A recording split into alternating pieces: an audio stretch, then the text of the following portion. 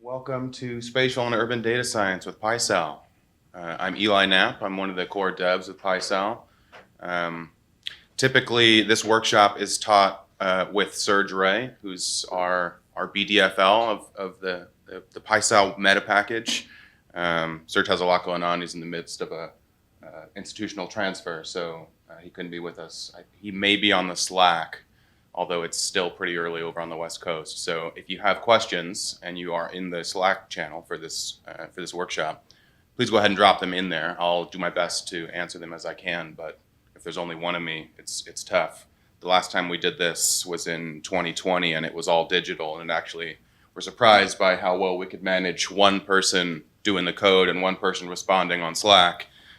But if Serge isn't with us, I'm all you got, so do your best to answer each other, or I'll get to questions during the break. So we're a reasonably small group. If you do have questions and they're going to be useful for the rest of the folks in here, go ahead and stop me. I'm fine with things being a little bit organic, and we've given this workshop several times, so we can remix it on the fly if we feel like we have to. And we're going to do this in basically 4 parts. I don't know if anybody's had a chance to download the workshop materials or set up your environment and see if anything worked. I hope all that worked smoothly. In our tests, everything works.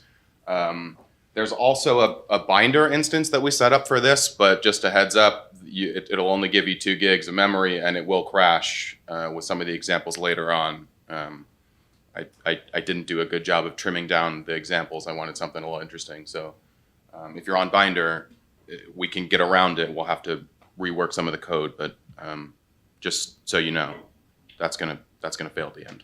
What's the name of this repository? Yeah, so it's in SJS Ray.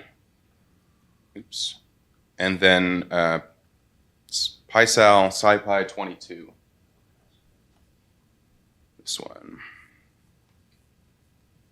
What's the best way to find the Slack? Good question.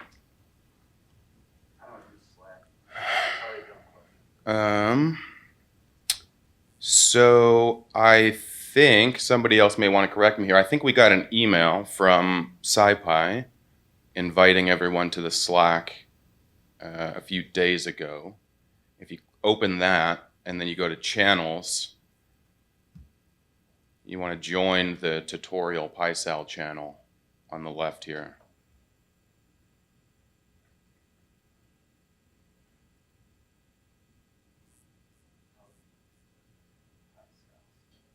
Tutorial/PySal.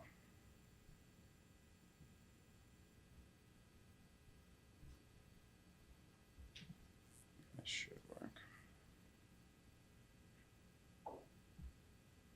All right, so we'll start as folks are getting set up. I'll start by just talking a little bit about PySal and what it is, and a little bit of GeoSnap and what we're going to cover today. So, like I said before, my name's Eli Knapp. I'm a core dev with PySal.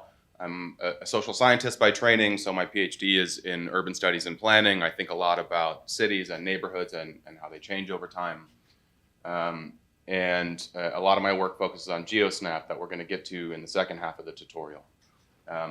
GeoSnap draws a lot on the sort of the fundamental building blocks of spatial analysis in Python, which is PySal. PySal was started about a decade ago by our BDFL Serge Ray and his colleague Luke Anslin. At the time, they were at ASU, and the Python ecosystem for spatial analysis was essentially non-existent.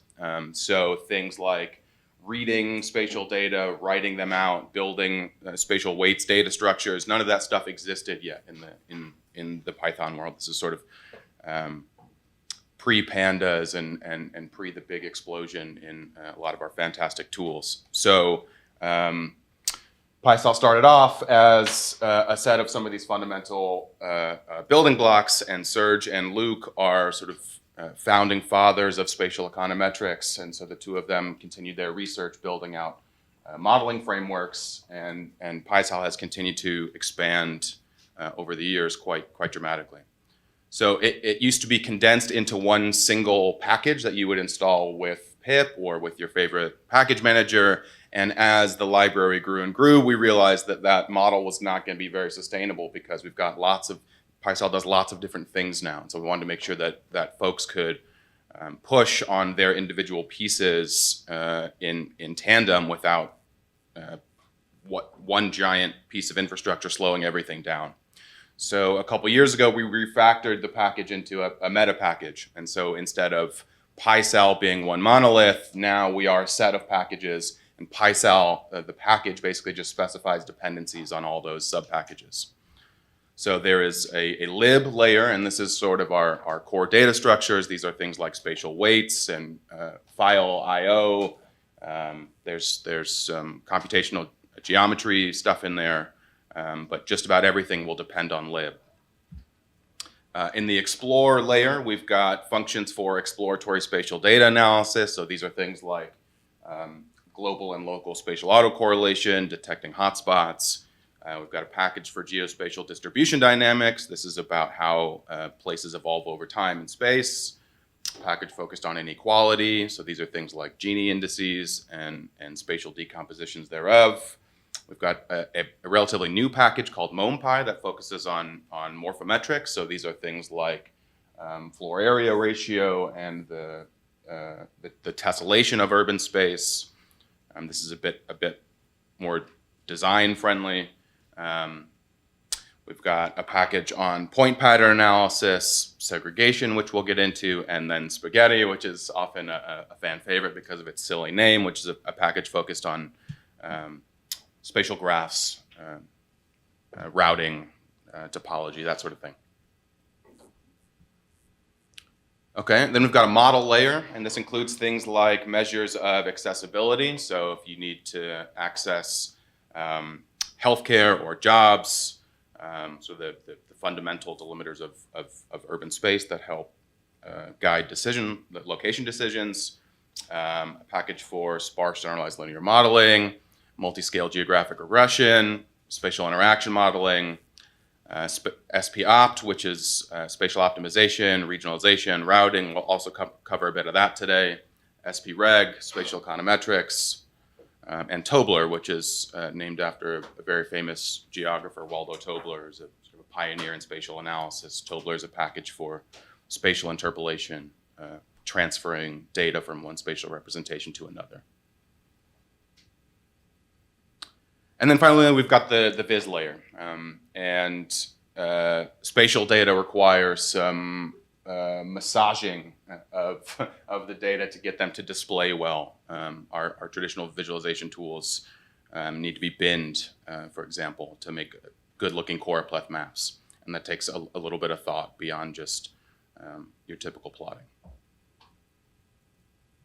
All right, so we're going to cover a lot of the core PyCell functionality, and then in the second part of the tutorial, we're going to move into GeoSnap and look at sort of urban neighborhoods and how they transition over time.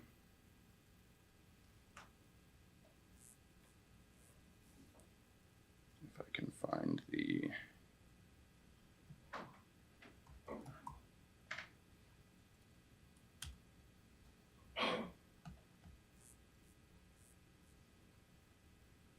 Right, okay, and so we're going to do this in 4 pieces. We'll take a break after each one, and we'll do sort of a longer break right in the middle before we get to the second piece. So first we'll start with your basic spatial data processing, so file I/O. We'll do some choropleth mapping, some visualization. We'll take a small break, and then we'll get into fundamentals of spatial analysis, so things like spatial weights matrices, autocorrelation, that kind of stuff. After that, we'll take sort of a long break, and then we'll move into some more applied stuff on neighborhoods with GeoSnap. All right. Oh, one other thing. Should you find any of this stuff interesting, or if you want a bit more background, my colleagues, Serge, Danny, and Levi have put together this fantastic book out in the open. It's geographicdata.science. It's all written in Jupyter, so there's fantastic code examples, and it walks through in a much deeper and fuller scope what we're going to cover today, and they can cover a lot more ground in this book than I can in a couple hours here. So if you want a bit more background, I encourage you to check this out. All right. So for those of you following along, we're going to start with Notebook 00, geoprocessing. And so, as I mentioned before, PySal started with sort of fundamental data structures. There was no way to read and write spatial data formats in Python once upon a time, and that's changed pretty dramatically over the last several years. If any of you folks are familiar with spatial analysis, maybe you've done some GIS before, you're familiar with things like shapefiles and maybe geo packages, you know that spatial data are heterogeneous and they come in lots of different shapes and sizes, right? You've got points and lines and polygons, you've got vector data, you've got raster data, and it's hard to find one package that encompasses all of that. And at one point, PySal tried to do that before realizing that it's much better to let folks who are good at this play to their strengths. So in the past couple of years, GeoPandas has really come along. I'm sure most of you are familiar with pandas, good R-style data frame structure, and a GeoPandas basically wraps a pandas data frame around spatial data. So you've got a geometry column that stores the bounds of your data. So, and we'll get into a bit of this. So we'll start by loading sort of the fundamental piece here, which is GeoPandas. Import GeoPandas as GPD. There should be a file called scag_region with the GPKG extension. We'll read that in. It's stored in the variable called GP. And that gives us a GeoPandas geodata frame. Like I said, this is basically just a subclassed pandas data frame. So the columns attribute tells us what's in here. This is a data set of a bunch of demographic and socioeconomic data from the census, the American Community Survey. I think this is the 14 to 19 time period, but I'm not 100% certain. That it's not critical at this juncture. Now this is a relatively simple data structure, right? We've only got one layer inside this geo package, but you could store several. Like I said, you could store points and lines and polygons all inside this one container. So if we had more than one data set in here, we would need to use Fiona, which is another package for understanding vector data.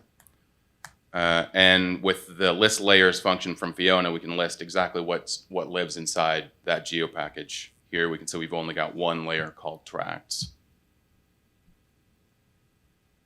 All right.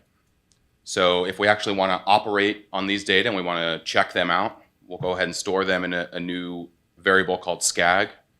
That's a poor euphemism for the Southern California Association of Governments. These data have nothing to do with scag, but scag covers roughly the same area that we're looking at, so it's a good quick acronym for us to use. And again, this is just a geodata frame. We can take a look at the head attribute to see what's inside. Sorry, the head method. And like I said, this is just a data frame, right? So you've got observations on your rows, you've got different variables on your columns, and the distinguishing thing here for a geodata frame versus your standard data frame is this geometry column here in the last that gets appended at the end, right? And this stores what's known as a well-known text representation of the data that you have. So if these were points, then it would be a point with an X and a Y location. Because these are polygons, you've got the list of the vertices that define that polygon. Okay, again, just like a data frame, we can look at the shape. So we've got about 4,500 observations, with about 200 different variables. You can see what's in here. And like I said, at least one of the variables inside a geodata frame is going to be called geometry. And this is the key thing that allows us to operate and do spatial operations on these data. So one of the first things that you want to do is a quick plot, right? So again, this is like if you read these data into a GIS system like QGIS or ArcMap, the first thing that it's going to do is put a map right on your screen, right on the interface. So let's make sure these data look like we think they're going to. They do. So if you're not immediately familiar with the geography here, we're looking at Los Angeles, Orange, Riverside, Imperial, San Bernardino, and San Diego counties here. I hope I just got all those right because I'm in, my current institution is in Riverside, so this is where I live. I hope I just got all those right. And a key thing here is that if you look back up in the data frame when we looked at the head here, this first column called GOID, this stores the Federal Information Processing Standard Code, a FIPS code. So this is what the federal government, like the Census Bureau, uses to identify unique geographies, and this is like a nested code, right? So the first 2 digits are your state, the next 3 digits are your county, and then you get into tract and block group, and these are all smaller and smaller polygonal divisions that the Census Bureau uses to break up the country and provide data in. All right. So that was a geo package that we just read. Like I said, if you've done any GIS in the past, then you've probably encountered shapefiles once before. Shapefiles are a legacy data set. We try and avoid them as much as possible. I have some odd quirks, like having column names that can only be 10 characters long, and it will automatically truncate them for you. And so if you've got things that start with the same prefix, all of a sudden you're going to end up not knowing what any of your column names are and just a bunch of numbers. Geo packages don't do that, and some of the more modern files don't do that, but you will run into shapefiles everywhere in spatial analysis, so it's good to be able to still read them. Again, the GeoPandas read file function takes care of that for us. So here is a set of behavioral health clinics in Southern California. I think we got this from OpenStreetMap. We'll read those in, look at the columns, take a look at the first few rows. I guess what I should have done is clear the cells below. I'll do that from the other notebooks. Again, we can just use the plot method to see where these are. Now, that just looks like a bad scatter plot at the moment. It's hard to tell that these are spatial data. Those could be any X, Y values anywhere. If we look at the geometry, sure enough, we can see that all we have here are X and Y values. Again, this is what's known as the well-known text representation.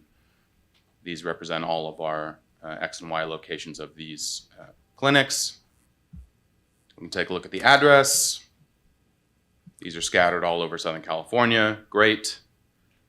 But as is common in urban data, these are mixed all over the place. So we've got clinics, many of which might be in the same building, right? It's common for a health complex to have several different providers inside of a building, right? If we've got a row for each clinic, then we may be overcounting in space if we're not thinking carefully about where these are.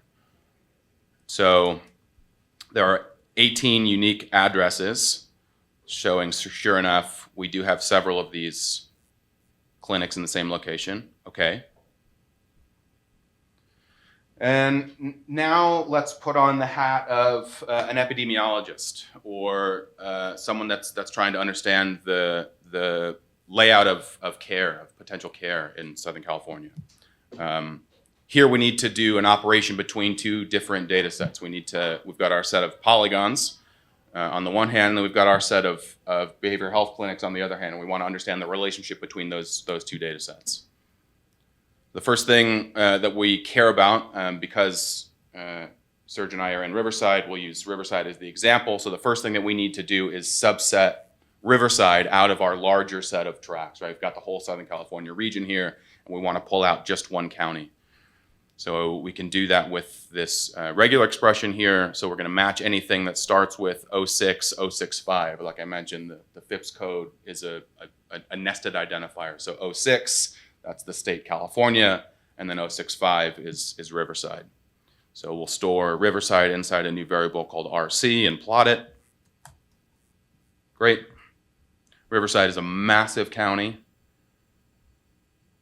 It's hard to think in latitude and longitude, but this is quite a width. We can take a look at this a bit later. So now we've got our set of tracks in Riverside, and we've got our behavioral health clinics that we know are in Riverside, and now we want to understand the relationship between the two of them. And we do that using something called a spatial join. And we might want to ask, how many clinics are there in each census tract in Riverside County? We know that there are 18 unique clinics, and we know that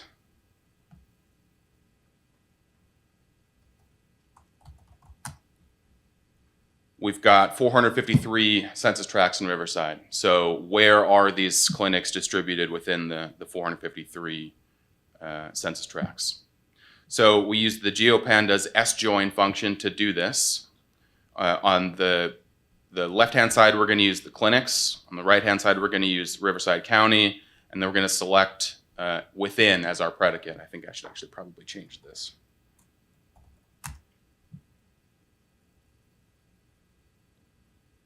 And what's going on here?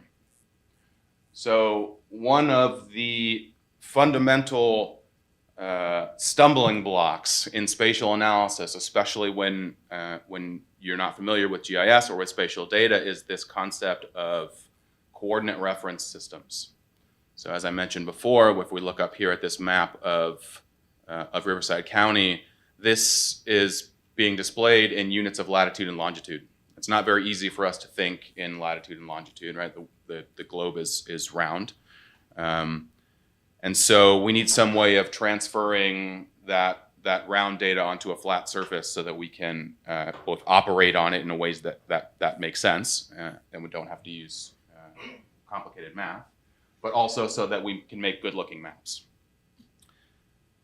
And all of this information is stored inside the CRS attribute, the coordinate reference system attribute of a geodata frame. So if we take a look at this, we can see that our clinics data frame is stored in what's called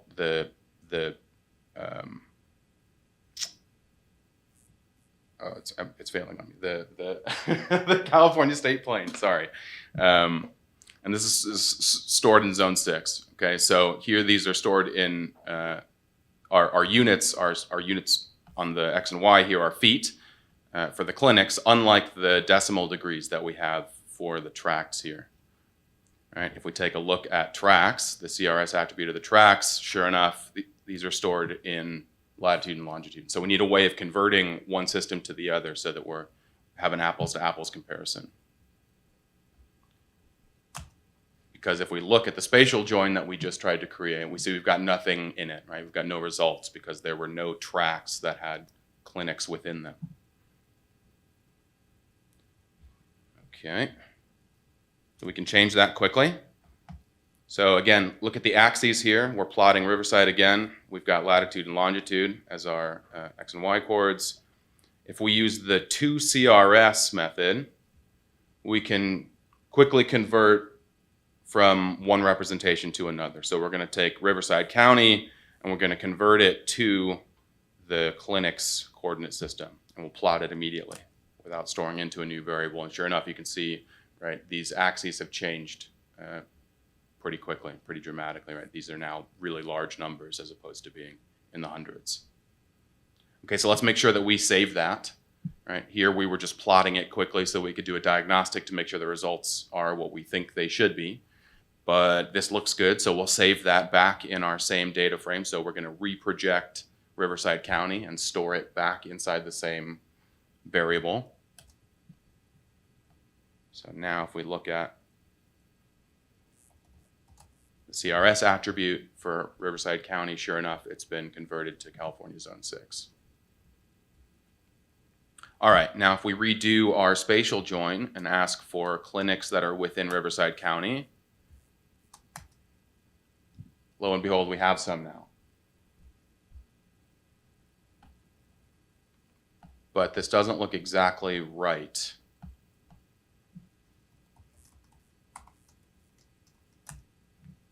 So those are our clinics. That's right.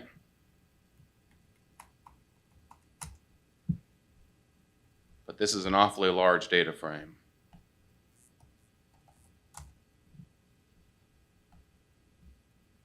So how do we look at how many clinics are in each tract, we'll do a pandas group by operation.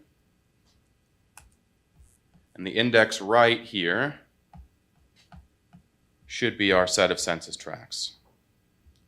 I'm sorry, so we're going to group by the GeoID on the left, which comes from Riverside County, and index right is our count of the index for each behavioral health clinic. So when we group by GeoID and we aggregate the index right, this gives us the total number of clinics inside each census tract.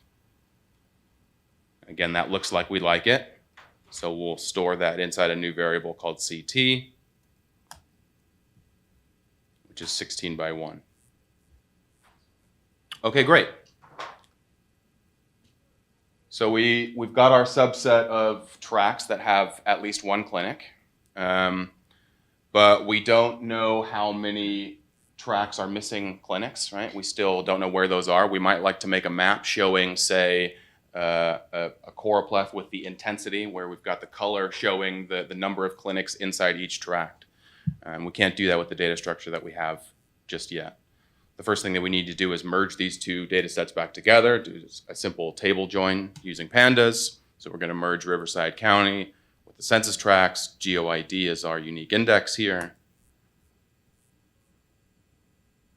Okay, great. But as we said before, this is an outer join. So we're getting a lot more data than we actually need. Actually, I have that reversed. The first version, we're doing just an inner join. So we've got only our 16 tracts that have clinics. What we care about is an outer join because we want to make the full census tract data set available so that we can make a map of it. So if we change our method to an outer join, then we're going to make sure that we have all of our units from both data sets. And the problem here is, if we look at our index right, and this is the column that stores our total number of behavioral health clinics in each tract, right? Several of these values are nan, not a number, because lots of tracts don't have any clinics. That's an easy fix. So when we do our merge, we'll just make sure that we fill the NAs with 0, because in this case 0 is accurate. We know that it's a true 0. We'll try that merge again. And this looks like we want it to. We've got zeros filled in except for places where we have behavioral health clinics. Excellent. So let's make sure we actually store that in the variable again. We're going to overwrite RC. Now it's going to be our full data set of census tracts and the count of clinics that they contain. If we sum up the index right, we recover our total number of health clinics, which was 28. That's a good sign we haven't done anything wrong.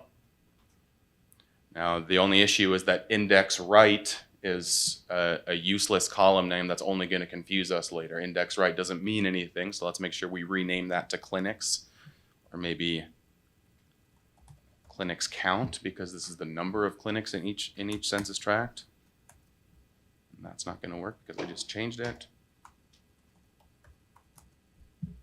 Great, 28. And we will preempt the next one really quickly. Oops. This is our data frame.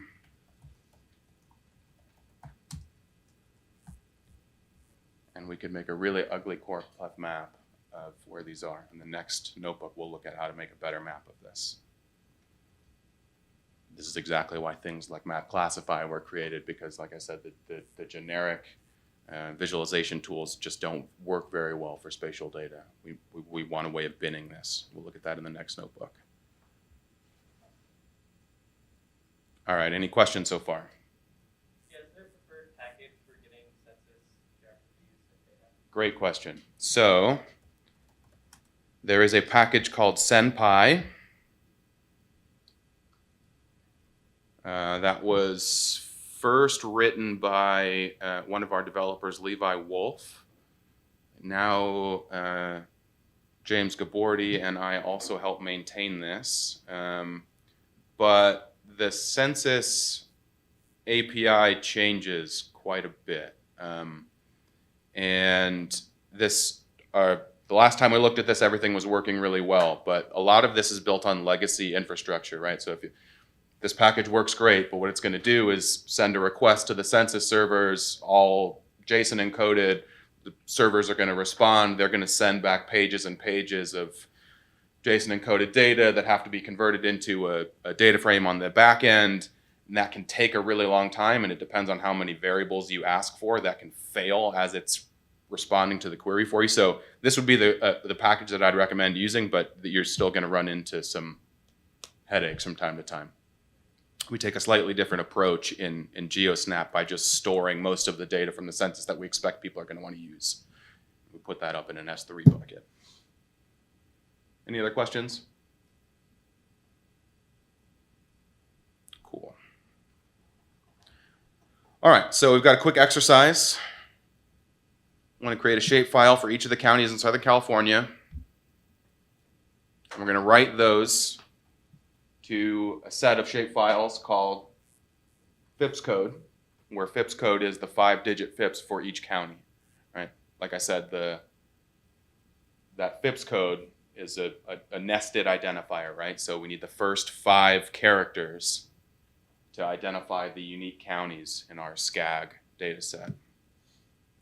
I'll give you a few minutes to work on this.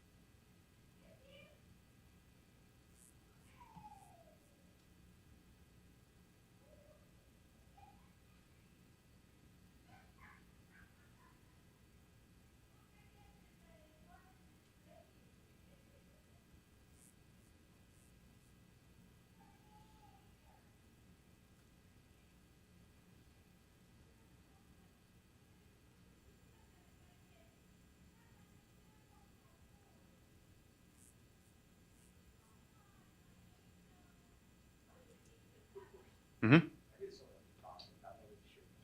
Sure.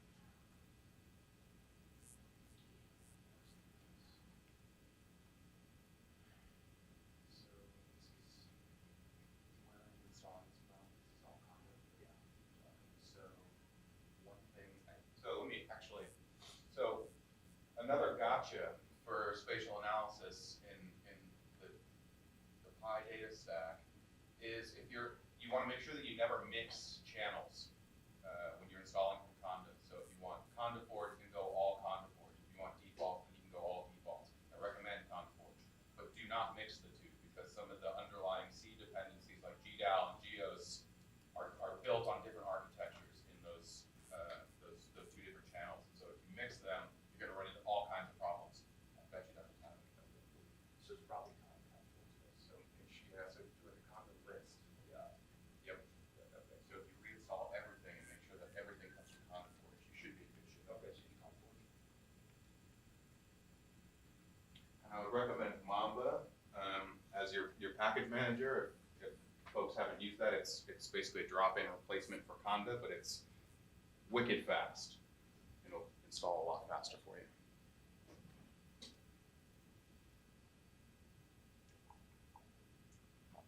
Okay. So if you uncomment the last cell and run it, it'll pop up a solution that we've created for you here. So the first thing we're going to do is create a new column called county on the SCAG data frame. And we're going to use string indexing, string slicing, to slice out the first 5 characters of the GeoID string. And then for each of the unique values in county, we're going to write out, first we'll do a subset and select only that county. And then we're going to write that new geodata frame we created to a new file. As I said before, because we're using a legacy data set, we're already encountering some problems. Our variable names have been truncated to 10 columns, 10 characters apiece.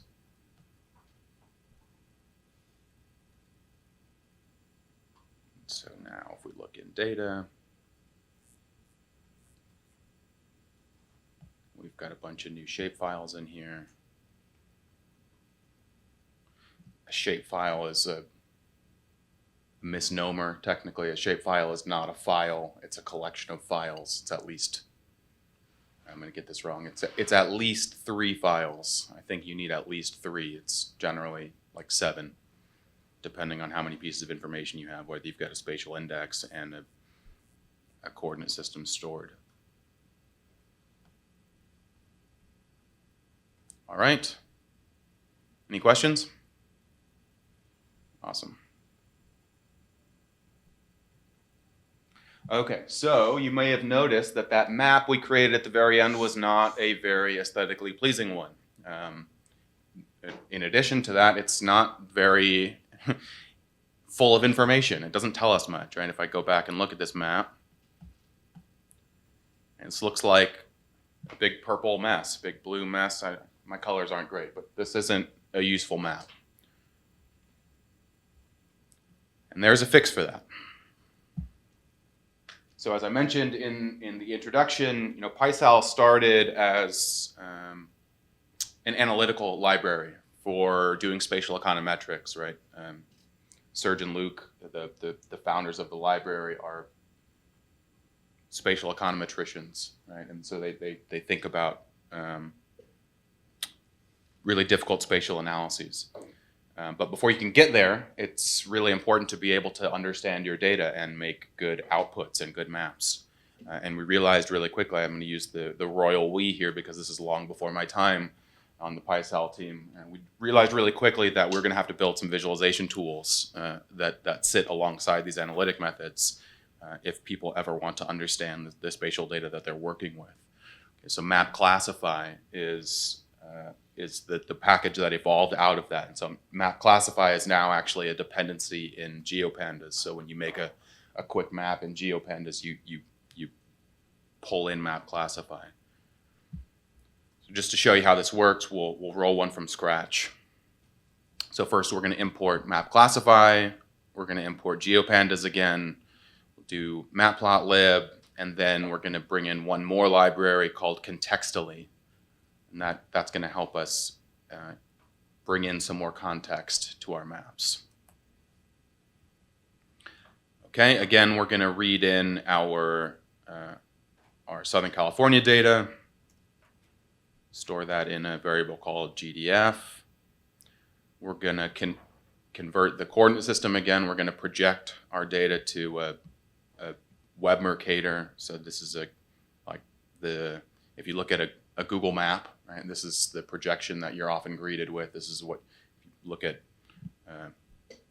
maps online, this is usually the coordinate system that they use, so this will be a familiar representation to you. Okay, and then we got a lot happening in this cell, so let me break it out a little bit. So first we're going to set up our plot. We're going to give ourselves a figure and an axis, figure and axis objects from Matplotlib subplots. And this is really so that we can define the size of the output plot. So it's going to be 12 by 8. And then we're going to plot our geodata frame like we did before we're going to specify that we want to plot the median home value. And we want to use quantile binning to plot that map. We want it to go on the axes that we just created. There's two pieces of information to color. One is the interior of the polygon. The other is the line string that surrounds it. So we're going to set the edge to white, include a legend, and trim down the size of the line width a little bit. Okay, now this is still not a perfect map, but it's a lot more useful than the one we created in the last notebook. I think I would probably get rid of these lines. That makes it a little bit easier to see. And right away we can start picking out some pretty obvious patterns. If you're familiar with the Southern California region, it's no surprise that home values are more expensive along the coast than they are in the inland part of the region. So we've got a lot more yellow over here on the west. And so this is GeoPandas just using Map Classify under the hood. We didn't have to do anything special. All we had to do is tell GeoPandas that we want to use quantile binning. And that's really useful.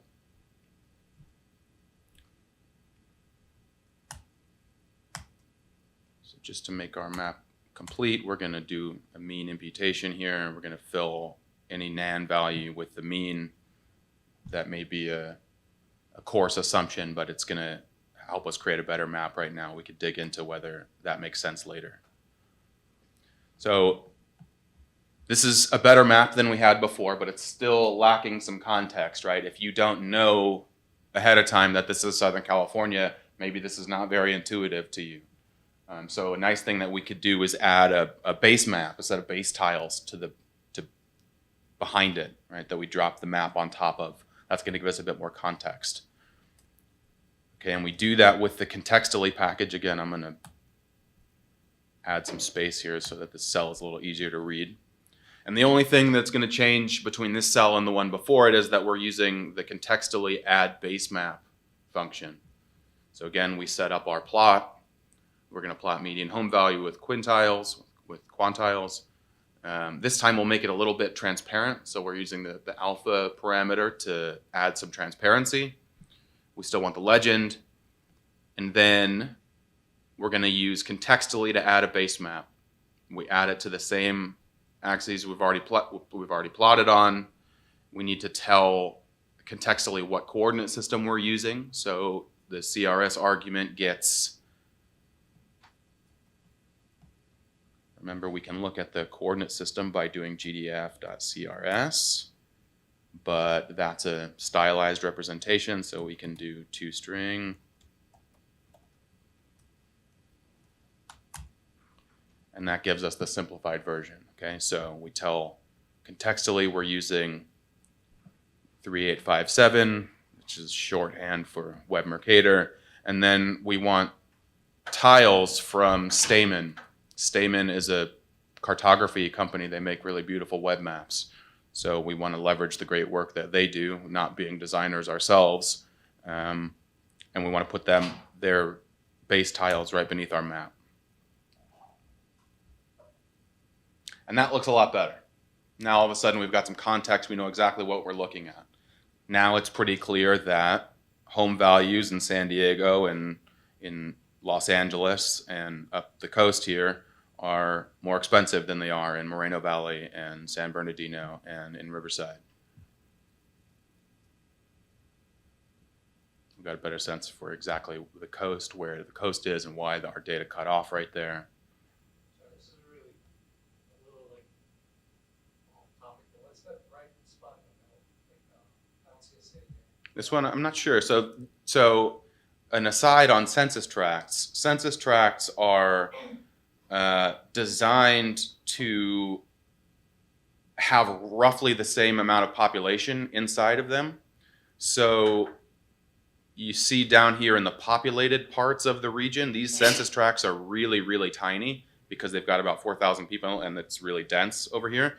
When you see a giant census tract way out here, that's got some high value in it. That probably means our data are pretty skewed over there. There's probably the fact that it's this large means there's probably not very many. There's 4,000 people, but it's really, it's quite rural. There's no population density here. So I don't know what this is offhand. Possibility is Joshua Tree National Park. Could be Joshua Tree. Let's, I'm gonna cheat here. Maybe I'm going up a little bit, but let's do this.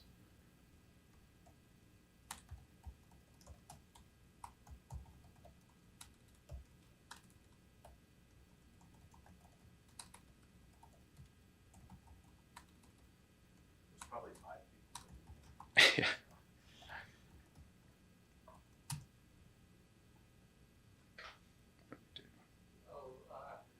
Here we go. So the explore method is a pretty new function, and we're gonna. This is I'm shooting myself in the foot here because I'm going to get to this cell a bit later. But because this is interesting, the explore method basically is brand new, and this will drop you right onto a Slippy map instead of a static plot. So if you're not doing a publication, this is obviously the much more useful visualization here. So let's zoom in. It's a Marine Corps base. 29 Palms, but it is right by Palm Springs.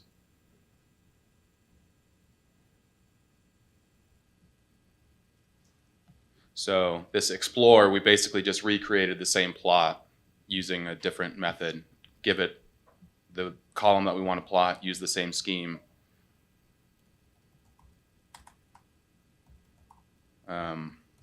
The explore function was just put in here. Yeah, it doesn't have alpha. Like I said, it's quite new in GeoPandas. It's only a few months old.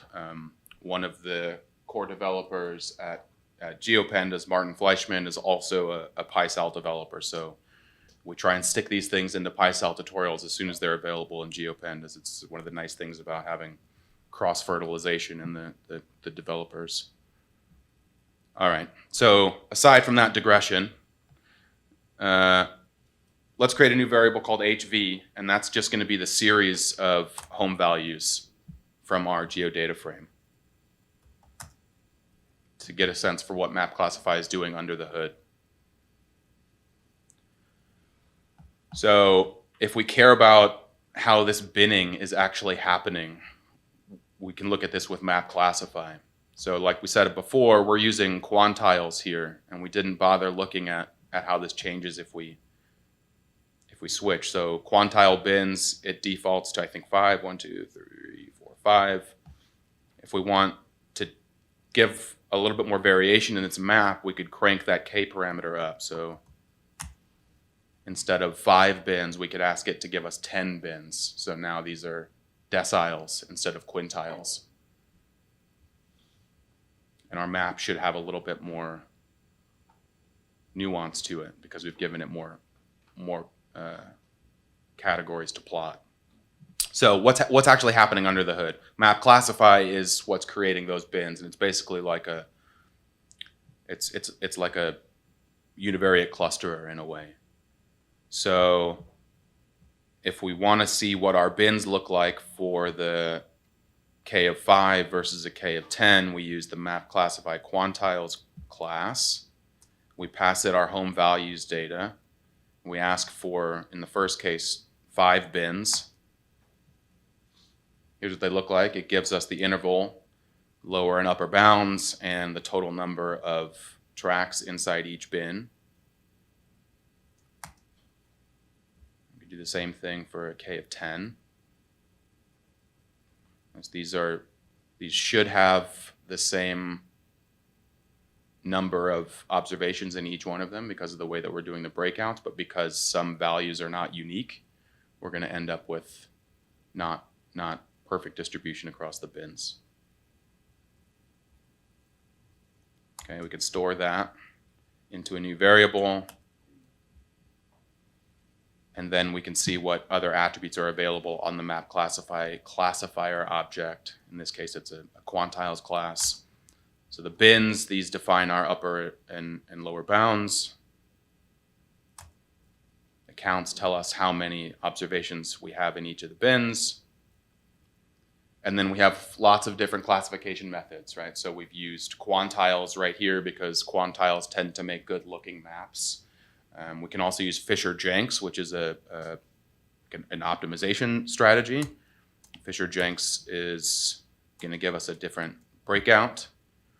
And then we can use the ADCM. This is the average deviation from the class mean, the class median, I'm sorry. And this is basically it's like a measure of fit. It's how well our classifier fits these data. So you only want, if you're going to use this as a measure for fit, you want this number to be lower.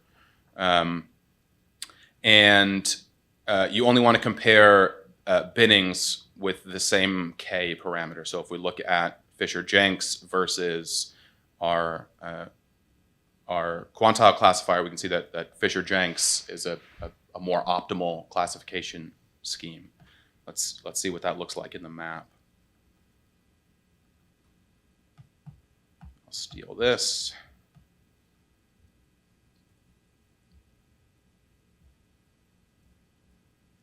Put it down here, and instead of the scheme of quantiles, we'll do Fisher-Jenks. Slightly different map pattern. In particular, it's sort of washed out here in the sort of the middle regions. We've got a lot more variation in downtown Los Angeles as well.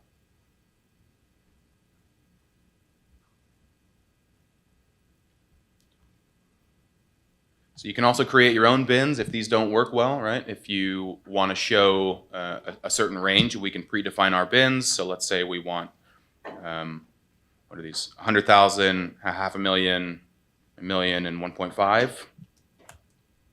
And then here we use the user-defined classification scheme in MapClassify. So 61 homes up to 100K. Most are in the middle, over 100 and under 1 million, a handful over 1 million. I think I've got those numbers right. Looking at these quickly. All right. I'm sorry, where is the bin scheme being added to the plot command? We haven't plotted the these bins just yet. So just in the plots we've done, it's the capital quantiles, and it's just using a default, or? Yeah, it's going to default to 5 bins, and then you can change that with K. So if you want to plot, say 20.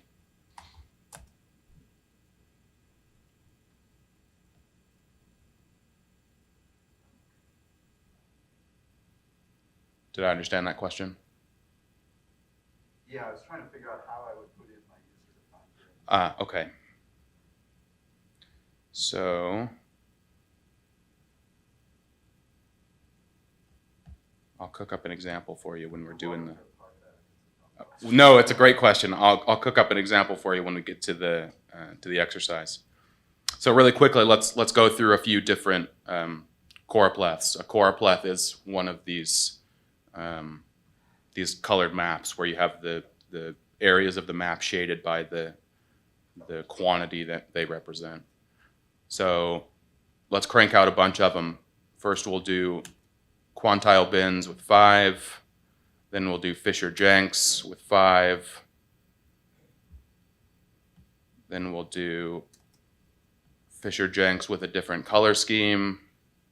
There is an entire, I'm sure I don't have to tell you folks, there's an entire science devoted to the proper way to do these sorts of visualizations, right? What you're trying to show. Here we've got housing prices, so it probably makes sense to use a sort of a single color ramp that goes from light blue to dark blue.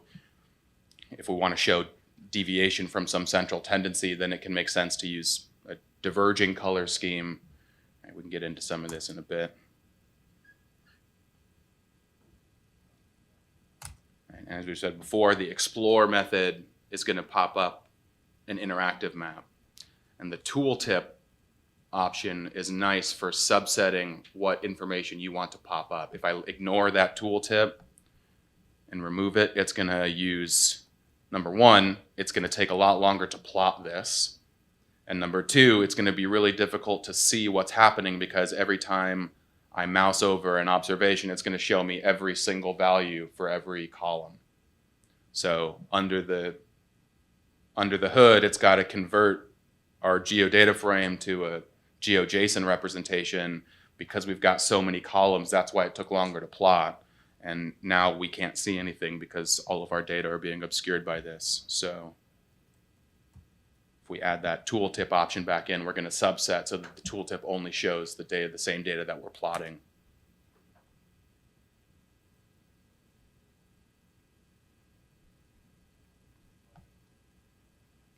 And now if we pan around, we can see exactly how home values change.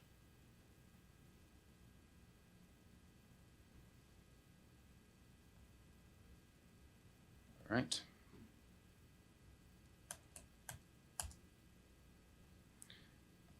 Now really quickly, we're going to create a different choropleth map for each county.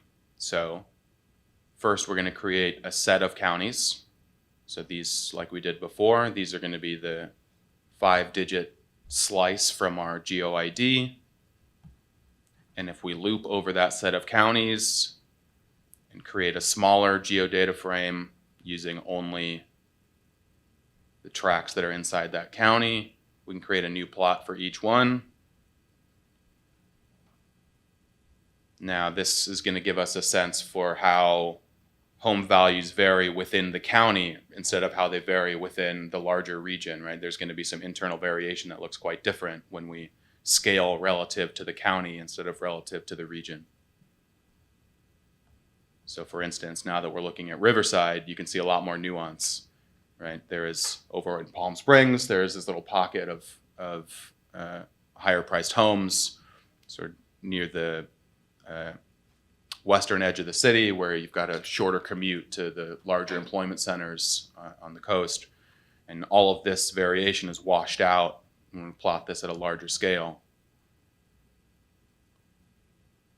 Right, we can't see, we get some of that, but it makes it much harder to see.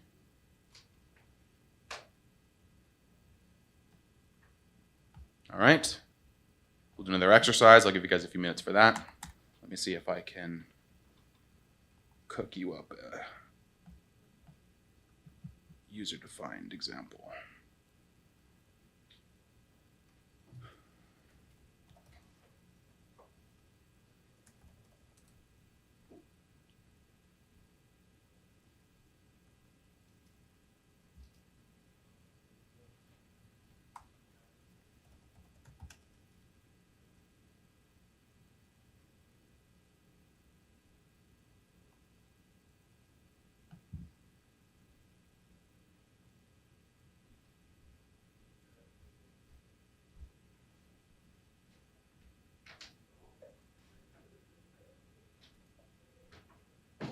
Okay, so sure enough.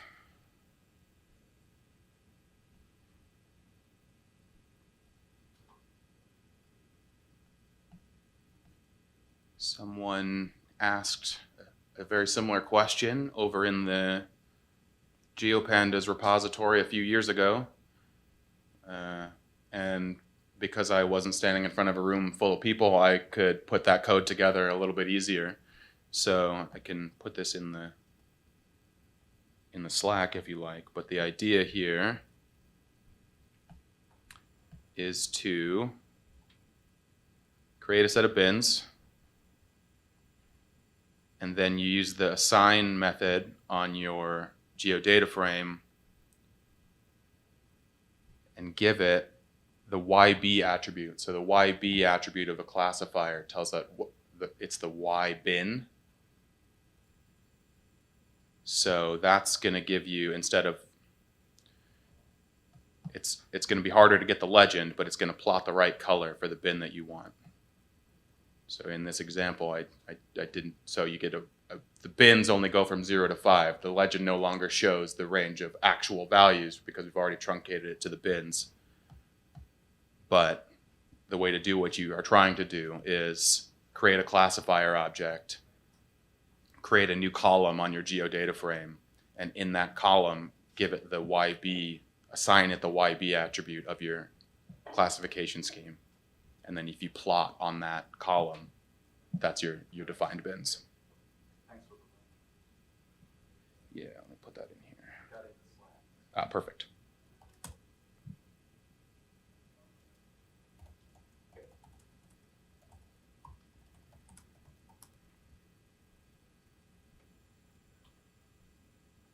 Any other questions? Great.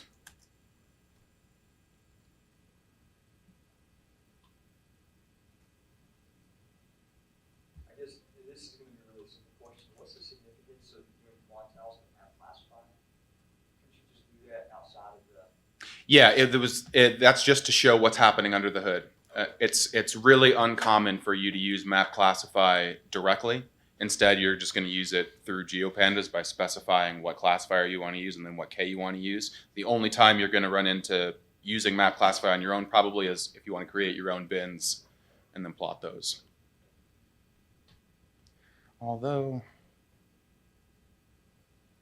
Martin may have changed that too. It's possible there may be an easier way to do user-defined bins now.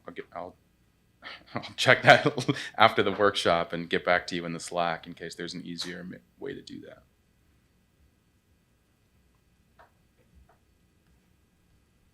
So here we've looped over and created a Fisher-Jenks map using 6 bins for every county in the region.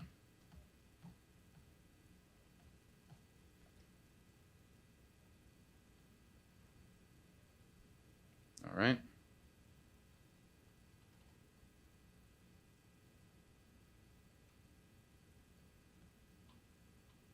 All right, so those are the nuts and bolts of reading and writing data, subsetting, some simple spatial joins, some plotting. And we'll take a short break now, let that sink in, and then we'll come back and look at spatial autocorrelation, spatial weights. So we'll give about 5 minutes. I think we're right on time.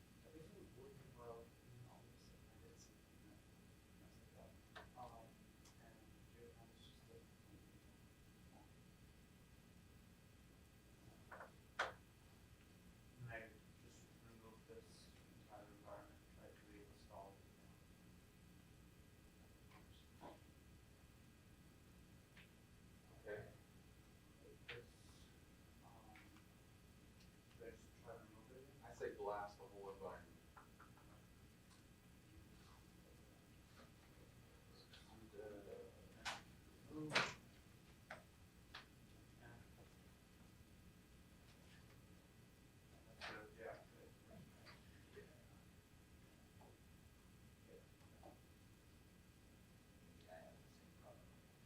Yeah, I'm wondering what the issue is. Yeah, but like, there's problems when classify. Not classify and Sorry. geoconf. Yeah, we didn't see anything anymore. All right, you guys all on Windows? Yeah. No? I'm really mad. Okay, so a really light package. It's hot without from yours. I, and then, so import Mac classify, I commented it up, and then it didn't see the next one.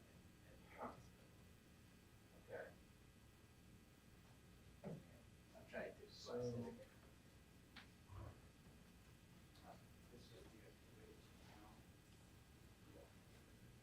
So it may be that if you already blasted it like in a different terminal, it may think you're in, it's still, I may try with another shell.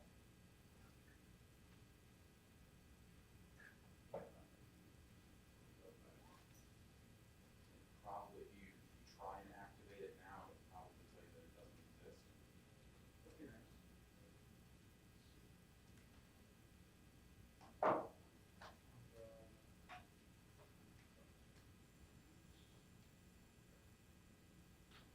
That's okay. Okay. Well, I could still remove it.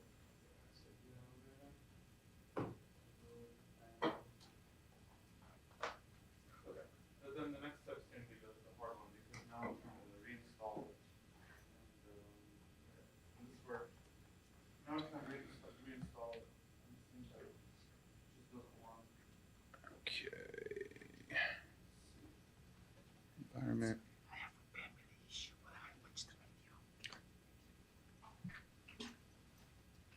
Okay. I'm not sure if it's the last one.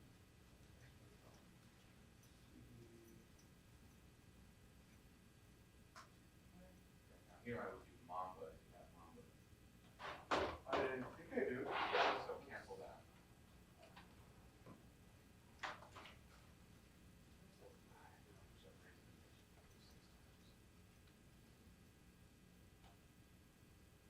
Basically, anytime you're gonna use the combo command, Yeah. use Mamba instead. I've tried that though, it doesn't Doesn't work do for it either. reading. What name numbers for update?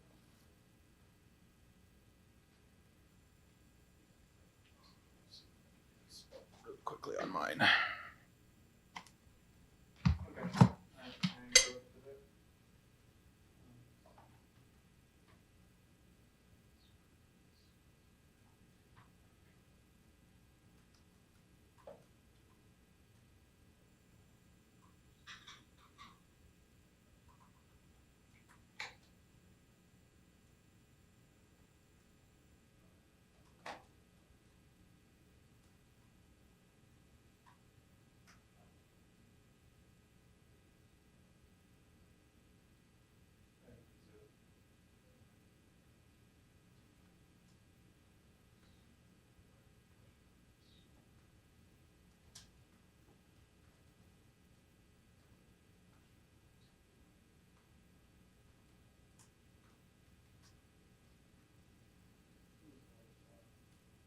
Okay.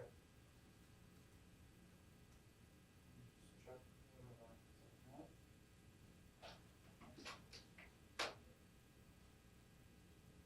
Okay, no environment. Good. Alright. So, we should just get ready to do this with. Yeah. I think it'll work, so let's see. No, it is. You might just close terminal and do it. Got it. Maybe.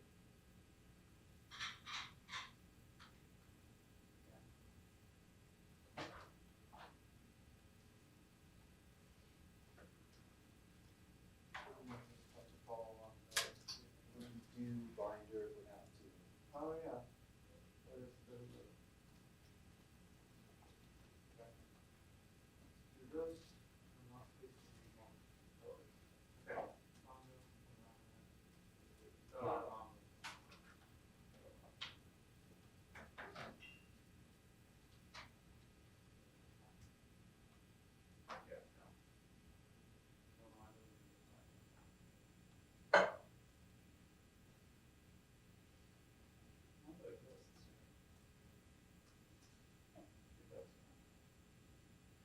Yeah, no. This may be a way, so.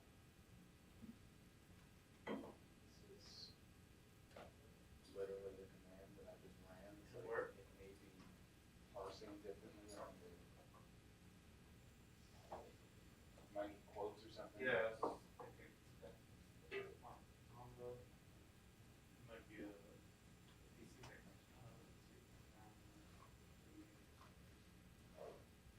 So.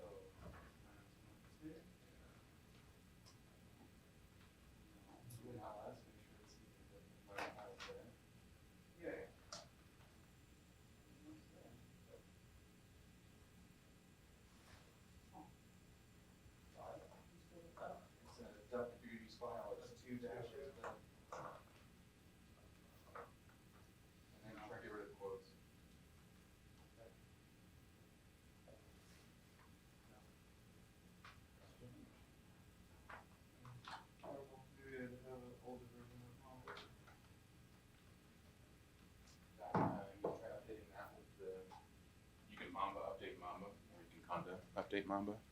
Yeah, That might help you out. I'll try that. Thanks. Okay.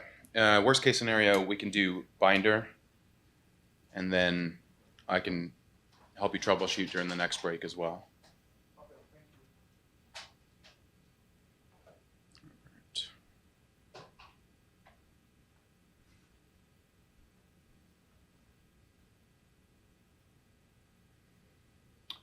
All right, everybody back?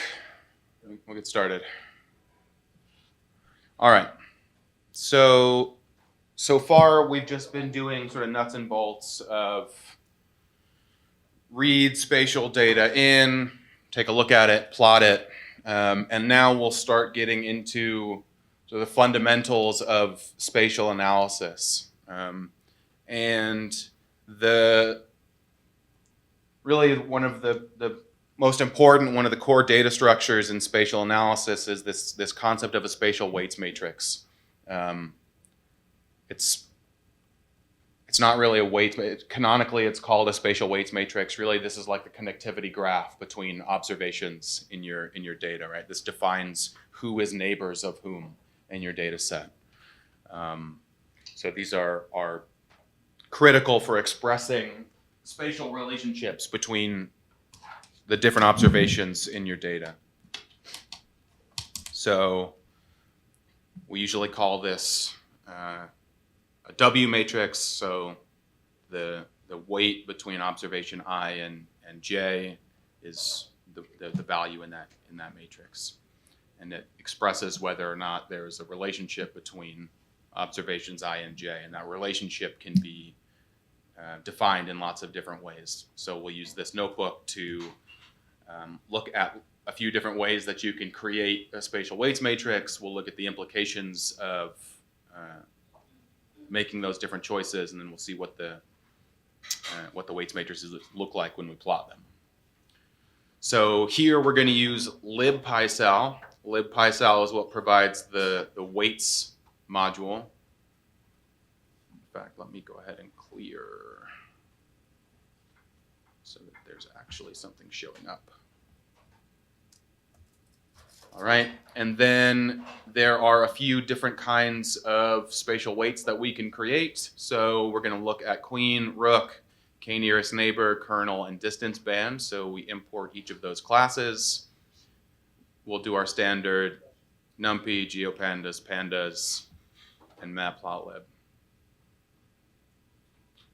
All right, and then one of our visualization packages, we tend to call it splot, although you'll be forgiven if you call it splot. It has a little function called plot spatial weights, and that is really handy. So we're going to bring that in as well. All right. So there are lots of different types of spatial weights matrices that we can create. One of the most common and classically used in spatial analysis is contiguity. So if you are, these work quite well for polygons, right? If you share a side with a different polygon, then you are neighbors, right? And we borrow the terminology from chess, right? So if you're queen neighbors, then you can share either a side or a vertex, right? It's anybody that touches you, even if that point of contact is just a point. Alternatively, you might have rook neighbors, right? Those have to share a side. They don't share points. And then in theory, you've got bishop neighbors, right? Those are ones that only have corners. They don't share a side. In practice, bishop weights are pretty impractical. It's pretty strange to think about only having a relationship with places you have a very small connection to through the corners. But just to be clear, all of those actually are available. So let's see what these look like. We'll read in our Southern California data again. This time we are going to convert it to a slightly different coordinate system. We're going to use UTM zones, Universal Transverse Mercator, and we're going to use zone 11, which is appropriate for Southern California, 11 north. Okay, so the first thing that we'll do is from this data frame, from this geo data frame, we're going to create a set of queen weights. And this is pretty straightforward. We take the queen class that we imported, and it's got a class method from data frame. We pass it our geo data frame of Southern California, and we're going to create this new variable called QW. Okay, that gives us a PySal weights matrix. We get a warning here that it's not fully connected. We've got 3 disconnected components in one island. We'll take a look at what that means in a bit. Great. So we've got our queen object. And if we want to understand what's happening in here, then we can look at a few of the different attributes. So this is basically just a heavy wrapper around a dictionary, so we can slice into the weights object. So for the 156th observation, right, because we're in Python world and we start at 0, that is this identifier. Here are the weights. So for the 155th observation, its neighbors are 4528, 547, 2133, and 2744. And the value in this dictionary is the value of connectivity. In this case, we're using binary connectivity, right? If you share a side, then you're connected, so you get a 1, right? There's no distance to account for. It's either yes or no.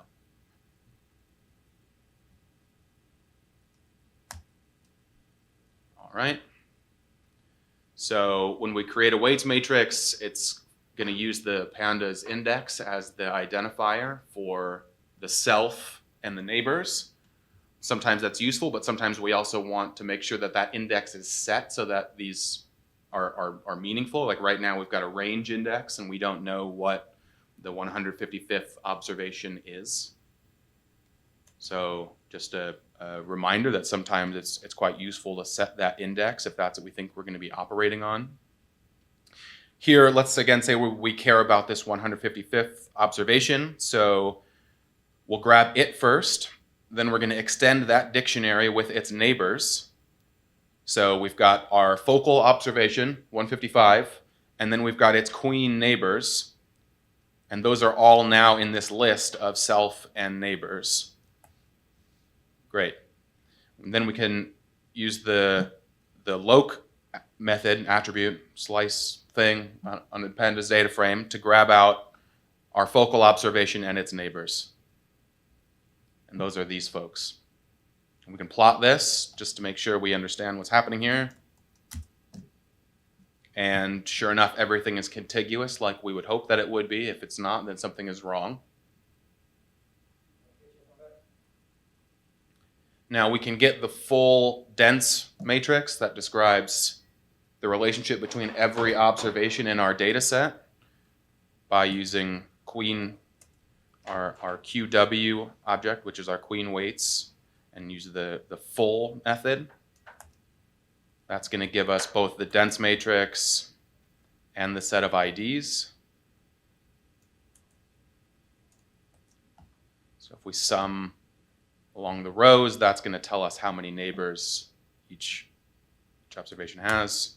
So observation 155 has 4 neighbors.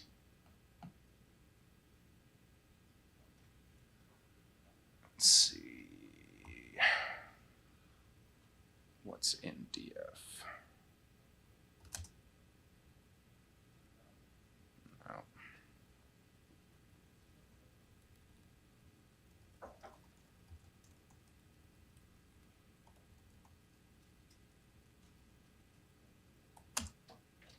There we go.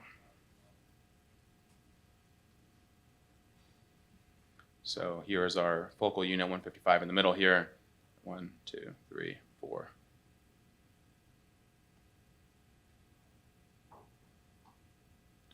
All right. You can also take a look at the cardinalities, right? That's the same thing. Instead of doing this by hand, we can just get the cardinalities for 155. And again, because this is binary, anytime we have a connection between a focal unit and its neighbors, we're going to have a 1. Of course, sometimes we want a slightly different representation. So if you want to use a spatial weights matrix for input into something like a spatial regression model, often what you want to calculate, you want to use the weights matrix to calculate what's known as the spatial lag, and that's the average of your neighbors. So in that case, it's common to transform to row standardize your weights matrix.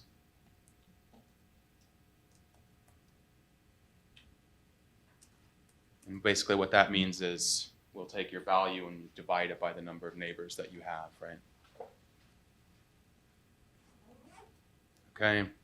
And weights matrices tend to be very, very sparse, right?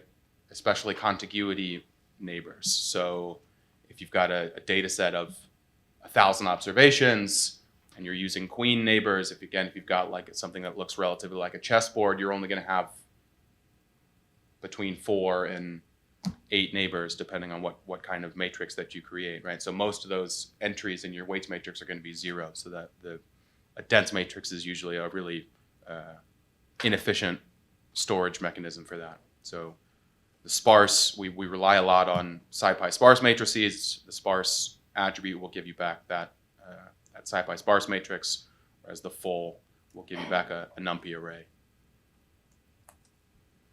We can also look at the share of entries in our weights matrix that have non-zero weights. This is about 14%. Again, we can do this for a set of observations that we care about. So let's look at observation 100. These are the data that characterize it. Let's take a look at its neighbors. It's got 5 neighbors. Sure enough.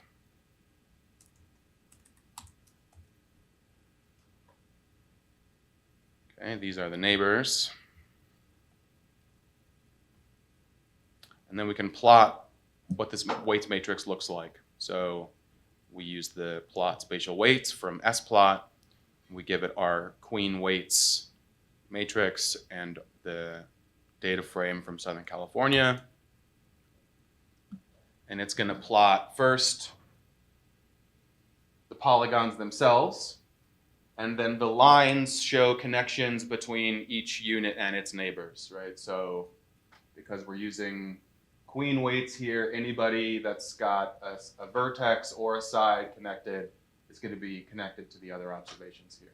So we got really dense connections down here, quite sparse up here, right? This guy's only got a handful of neighbors. It's not connected to any of these ones down here.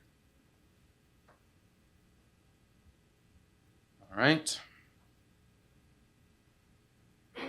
Now this, yeah. I think whenever you first did a calculation, it said something about like 3 point some like a warning maybe. Mm-hmm. Is that referencing? It seems like there's some islands that have dots on them. Is that what that was referencing? Yeah. So we get a couple different warnings when we created that. It tells us the weights matrix isn't fully connected. We've got 3 components and 1 island.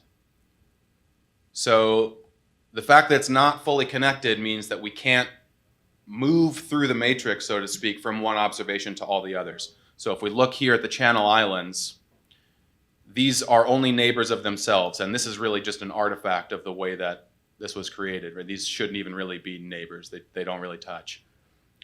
So our 3 components are this large connected graph, right? You can move, if you have to force yourself to move along the network here, you can move from any observation to any other observation in this set if you just move along blue lines. But you can't get to these guys, right? There's no connection from this one to the mainland. So this is a disconnected component. And the same is true over here. This is a disconnected component, but it's also an island because it doesn't have any neighbors. So disconnected component, not an island, has neighbors. Disconnected component, island. Disconnected component, but connected to everything else. You call these separate components in that weights object or? Okay.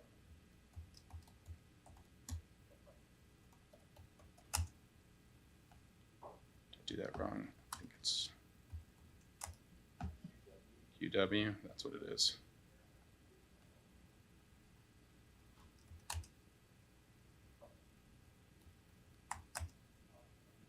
Component, it's N component maybe.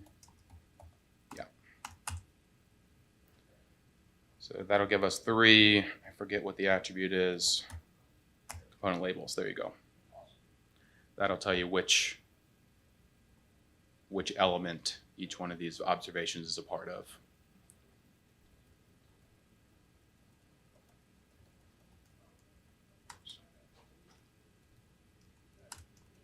It's probably just gonna be, there we go. All right. Sometimes it's useful to plot these cardinalities. That gives us a sense for how connected the graph is, right? So most of these observations we have in this data set have somewhere around, I don't know, 7, 6, 7 neighbors. They tend to be on the small side. And here's what these look like as a series. It's a lot to take in. What if we take the average?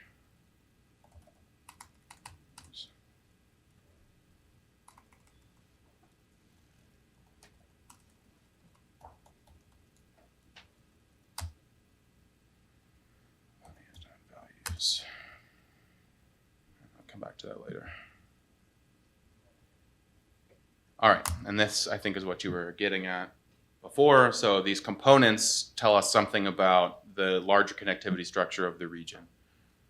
So we can create, and this I think is exactly what you were asking before, we're going to create a new column on our data set called component, and we're going to put the component labels inside of that. Then we're going to use our explore method again to give us ourselves a slippy map, a little web map, so that we can explore which observation belongs to which component. Note that we're not giving a classification scheme here because these are categorical data, right? These components are like discrete bins. They're not a range, so we include the categorical here so we don't confuse that. And like I showed before, but this is a much better representation, we've got this one blue component, red component, and then this one doesn't even end up showing. 0, 1, 2.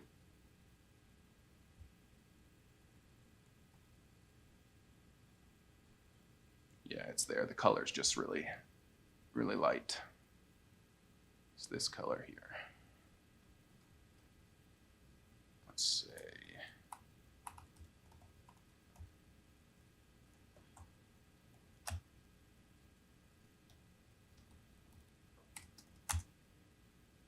There we go.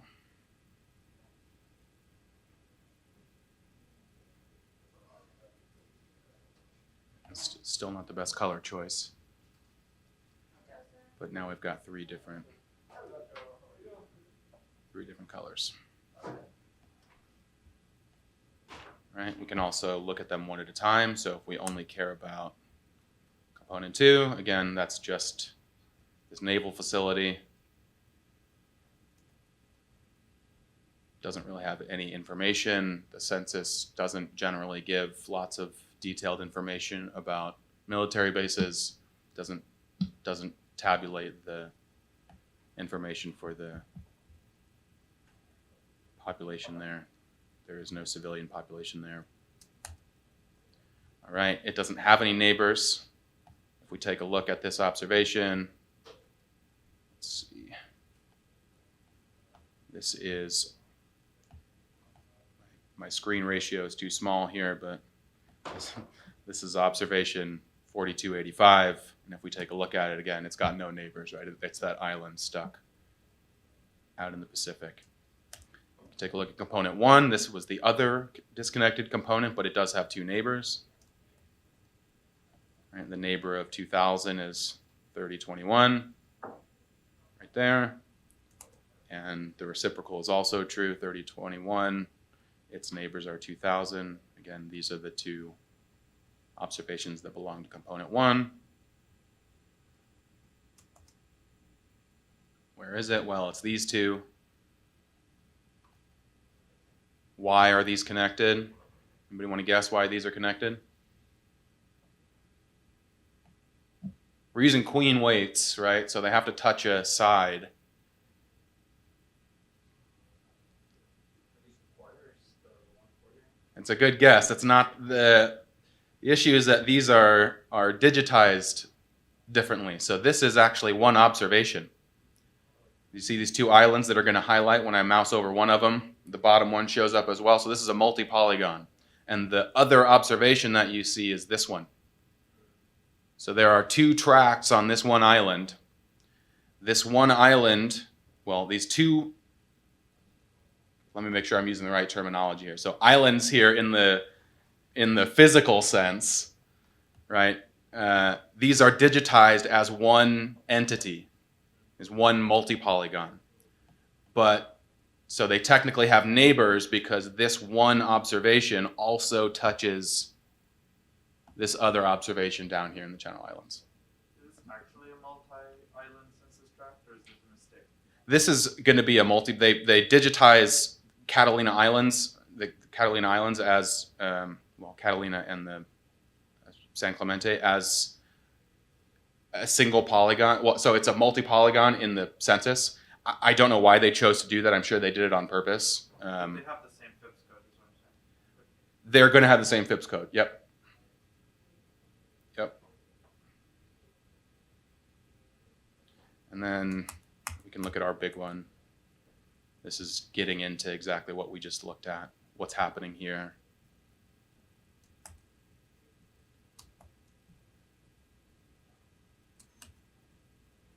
We already looked at that in the map, so it's easier to.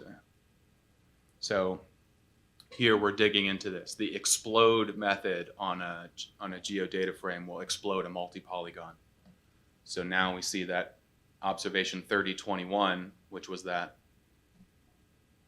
two island multi-polygon, has now been exploded into two different observations. But as you see, like you said, they've got the same FIPS code. So according to the census, they are one observation. According to the real world, they are two different land masses. And all of that can really screw up our concept of what's connected to what from a spatial weights perspective, right? Because those two islands look like they are separated by a lot of ocean. So it's good to interrogate the data like this. All right.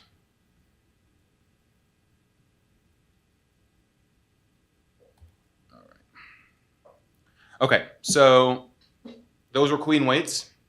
Rook weights are similar, but rook weights are a smaller set, right? So now instead of being able to share a side or a vertex, now you have to share a side. A corner doesn't count.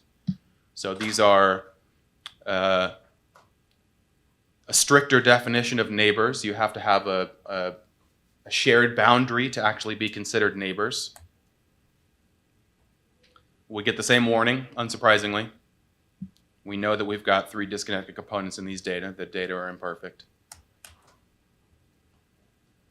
Now for observation 100, we've got 1, 2, 3, 4, 5 neighbors,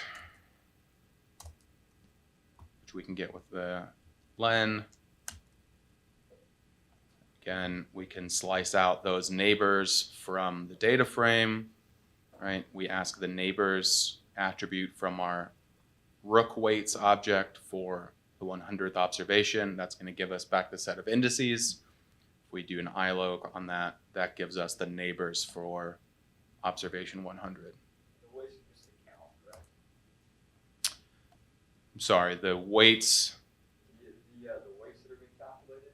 So the weights are just going to be a 1 in this case because they're binary.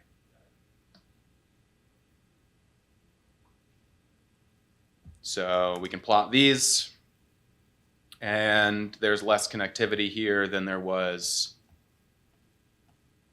up in our queen graph. If I can find it. Here we go.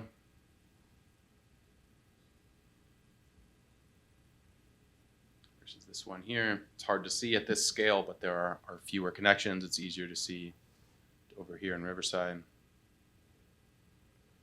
Again, we can plot the cardinalities.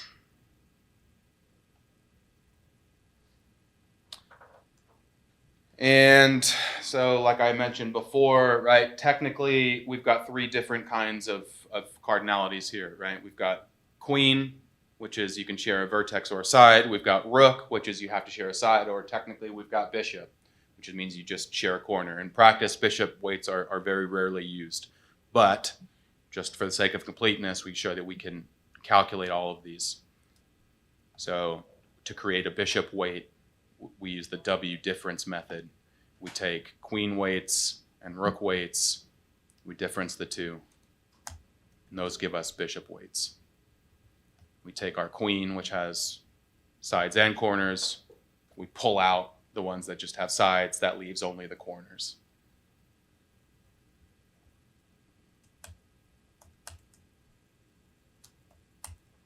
All right, so our bishop weights are really sparse, right? Unsurprisingly, these places, if we force you to share a vertex, then we really truncate the connectivity graph. All right. So contiguity weights often make sense for polygon data, right? It's easy to conceive whether something shares a side or a vertex, and then it's easy to intuit that those should be neighbors, right? They are physically next to one another, right? But that's not the only definition of neighborliness that we're forced to have. We could also have a distance-based weight, right? So we could all be neighbors in this room. You don't have to be sitting next to me. The fact that we're in this room together, we share the same space, that can be our definition of a neighbor set, as long as it's, I don't know, we'll call it 50 meters, right? We'll all be neighbors of one another if we're within 50 meters. So PySal has a distance band weights creator, and it's going to use the units from the coordinate system that your data are stored in. Right? This is an important point, right? So when we read in our data set that was originally stored in lat long, right, it's not a good idea to do distance calculations on latitude, longitude, right, because they don't account for the curvature of the sphere. So if we're asking for neighbors that are within 2,000 units of one another, then we need to make sure we know exactly what those units are. So let's take a look at the CRS attribute, the coordinate reference system attribute, and it tells us that in universal transverse Mercator, our units are stored in meters. Okay. So if we create a distance band weights with a threshold of 2,000, that's going to be anybody within 2 kilometers is going to be neighbors with one another. Okay.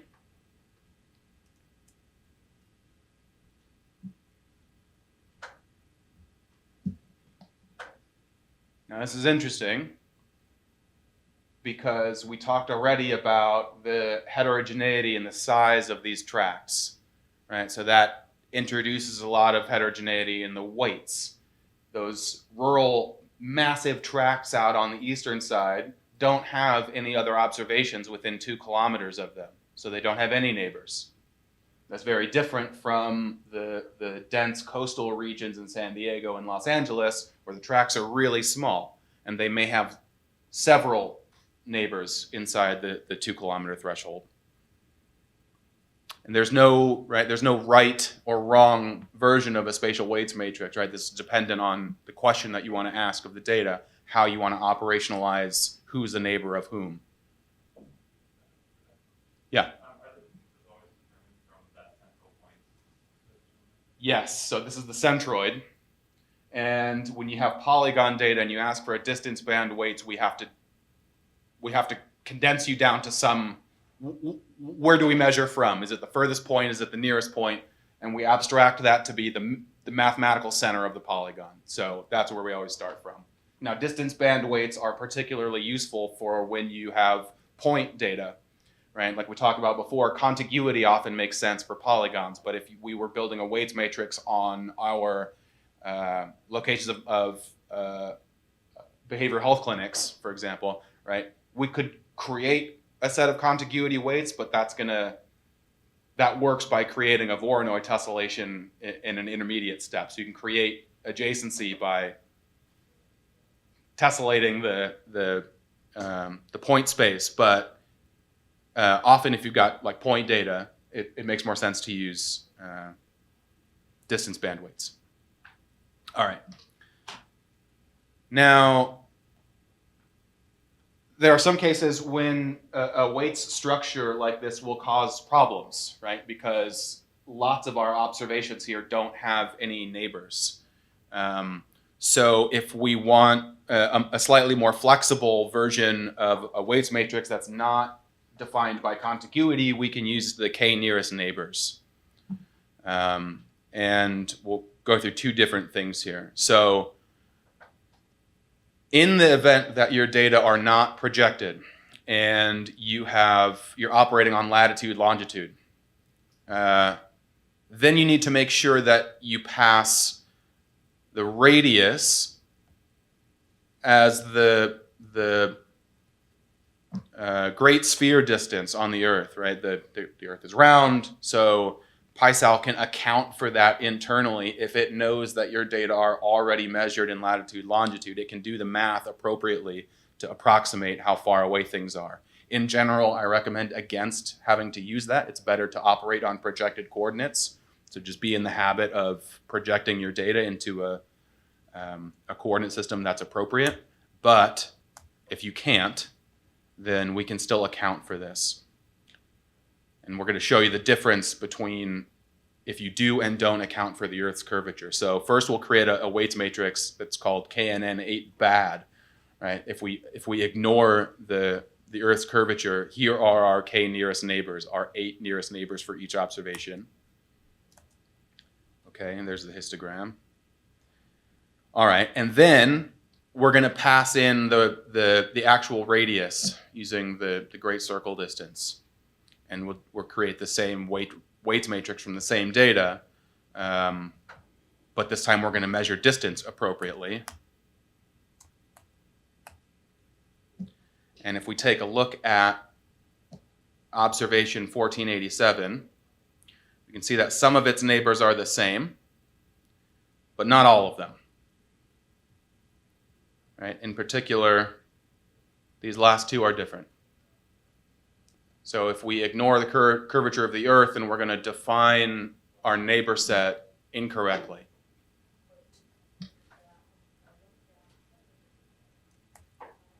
Again, we can test whether these two sets equal one another. Sometimes it can be hard to do this comparison because these are not ordered lists, right? So we have to make sure that those are connected. So instead, we can just do an equalities test in these two sets. Are these two equal? Do they have the same neighbors? And they don't. All right. Let's break for a quick example here. I'll let you guys work on that. And then we'll look at two other weight structures really briefly.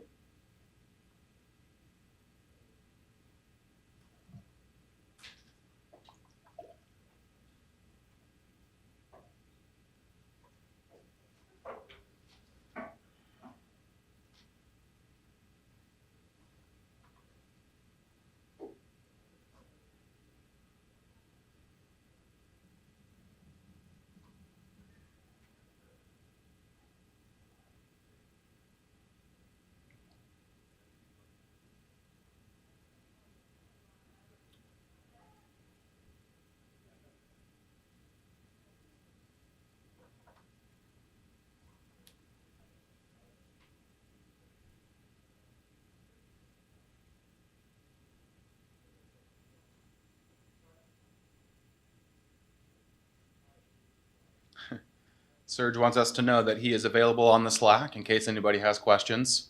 He can't see what's happening, so he's flying blind. But if you have questions, drop them in the Slack with a little bit of detail, and Serge should be able to respond to you.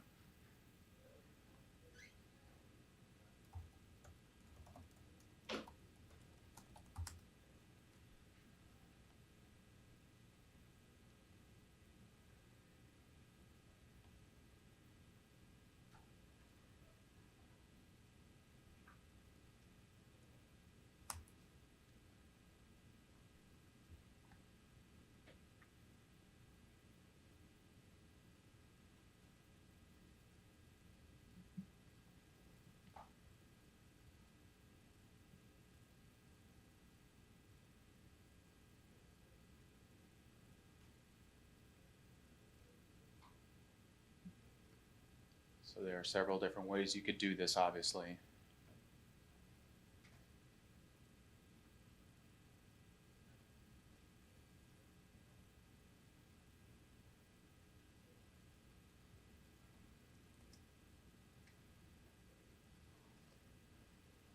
In this case, we just define a simple little for loop that tests for set membership.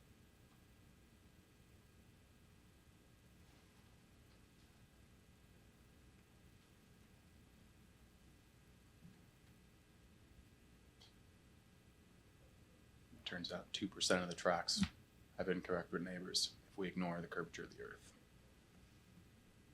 Okay. Really briefly, two other kinds of weights matrices that you'll see in practice. Now, the two that we just covered, contiguity and distance band, these tend to be the most common.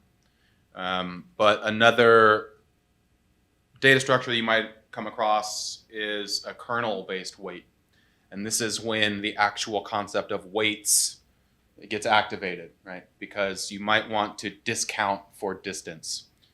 In our simple version of a distance band weights, we're saying that we all are neighbors as long as we fall inside some predefined threshold. So like I give you the example of the room, right? We can all be neighbors if we're all in this room together. That's fine. That's a binary definition.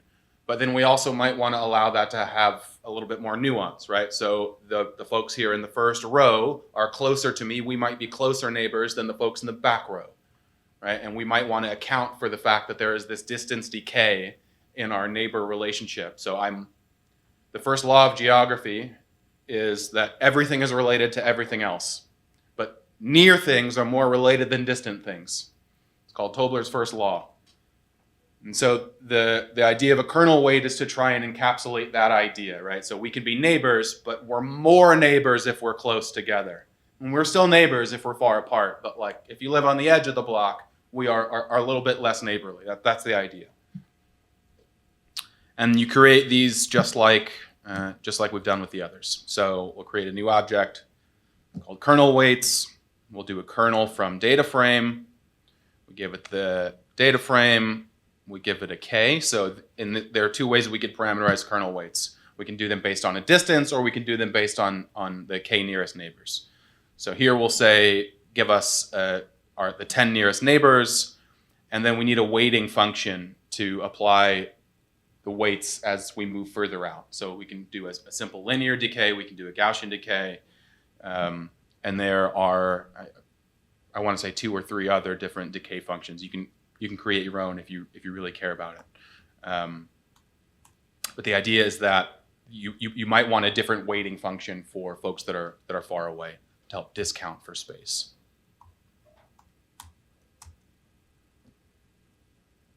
Now, when we plot this is going to look exactly the same as it would if we had done a KNN weights.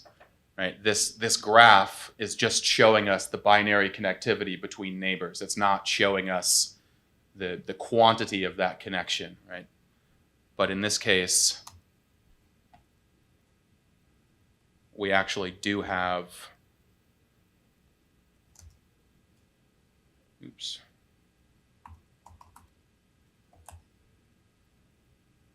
Let's say we look at 155 again. Right, so now our neighbors in this dictionary are the same as they would be in a KNN, but the values that quantify that relationship are continuous. It's not just a 1-0.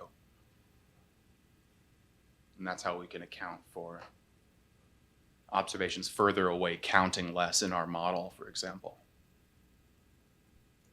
All right.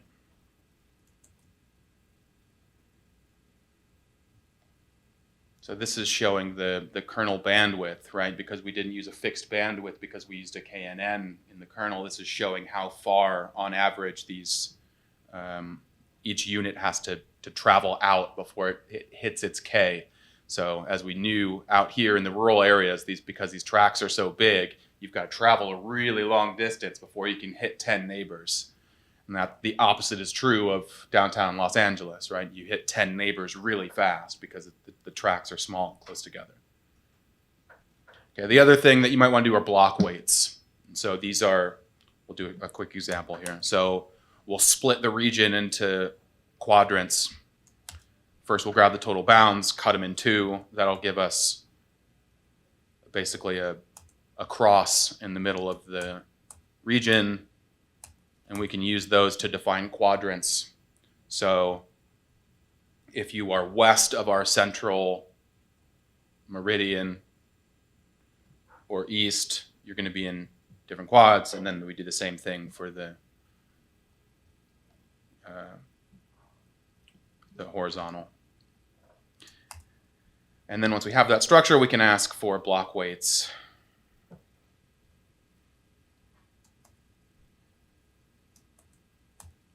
Now these are quite dense, right? Because everyone in here, this is like the example that I used in us being in the room together, right? That would be a block weight. We're all in this room together, then we're all neighbors together. And these are much denser weight structures than ones based on contiguity, right? Because we're all neighbors of one another. All right. One more quick exercise.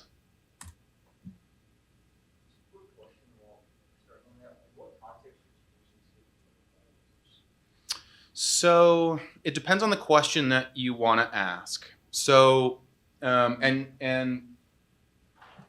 so a canonical example in urban economics is what's called a hedonic price model for housing, right? The idea is that you can a house is a bundle of attributes. It's construction quality, it's access to schools, it's access to jobs, it's air quality. But it's this bundle of things.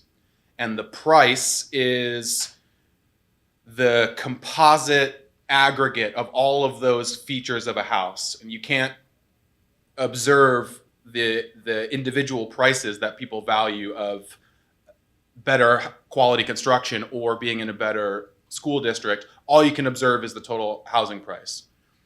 So you could basically build a regression model that tries to partial out the components of a home's price. And so in spatial analysis, you often want to include a spatial term to make sure that you're not, to make sure that your estimates aren't biased, because spatial autocorrelation is probably present in your data. Near observations are going to be more similar to one another. You want to remove that so that you get fair estimates of, and so this is a case where you want to think carefully about what's the neighborhood of this house. Yeah, you're going to get a strong signal if you use contiguity weights, because the price of a house is going to be really similar to the ones next to it. But it also might make sense to use a continuous weight, because a house that sells, 2 miles away is still probably going to have some influence on my house's selling price, right? Like if you go to Zillow and you see a house that sold 3 miles away, that's going to change the way that real estate agents act in this neighborhood, because that house selling has sent a signal to what it's worth. Now, you can use something like a kernel weights to help account for the fact that, well, the houses really close to me should count for more than the houses that are far away. I don't know what's going on there. But there are no hard and fast rules for any of these things. So block weights might be useful for trying to, if we want to split this by county, for example, if we thought that the spatial relationships were going to be different in Los Angeles than they were in in Riverside, then we might use block weights as a way of saying, well, Riverside and Los Angeles are going to have fundamentally different structures because that county line really does mean something. Yeah, there's spillover across it, but inside the county is going to be a lot more similar to across. So you might want to operationalize block weights to try and take advantage, to try and investigate that question, whether that's true or not. So I probably just didn't answer the question and talked a lot at you, but there's no hard and fast answer for when you use these different weight structures. It's really dependent on the question. That's good context. So the blocking, is it like the statistical blocking, that like that's what that term is, right? Is that It's, yeah, I mean, it's like, mental design, you talked about partial account, yes. Okay. Yeah, so this is basically like group membership weights instead of near one another in space weights. So this is a bit like a hierarchical model. All right. This may be jumping ahead. Is it possible that is equal to this kind of stuff? I don't follow. Like, and I may be thinking correctly, but you kind of create these blocks in the XY space, but you also want to add like height or, like I'm kind of thinking, the question may not even be valid. I think the question is what we're going to get to in the next notebook, I think is what you're asking. So this is going to take a long time to draw, right? Because this is a really dense weights matrix. It's going to have to draw a line between every single observation in each one of our quadrants. This is where the binder crashes, is that it? Because mine has crashed, I was using mine. Okay. It goes over the 2 gigabyte. Yeah, so we got a lot of observations in here. It's trying to do a lot of work. It's going to run out of memory. This is a reasonably high-powered machine. It's still running.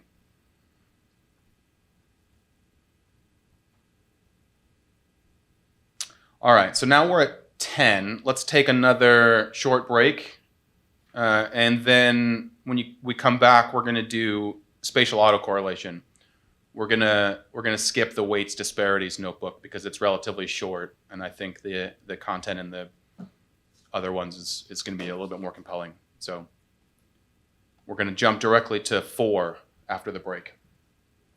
We're jumping straight to notebook 4. We're going to skip notebook 3 on weights disparities. And we're going to jump right to spatial autocorrelation.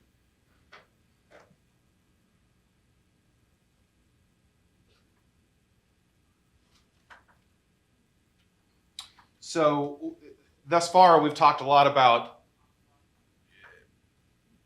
spatial data and like fundamental data structures for doing spatial analysis. And now we can pivot to some of the more fun stuff and start actually using those to do spatial analysis and look at some questions and what we actually use some of these weights matrices for. And the heavy lifter here is the ESDA package from PySal. The Exploratory Spatial Data Analysis is the acronym. So we're going to do our standard imports again: pandas, GeoPandas, NumPy, Matplotlib, libPySal, contextually, and the key one here is ESDA.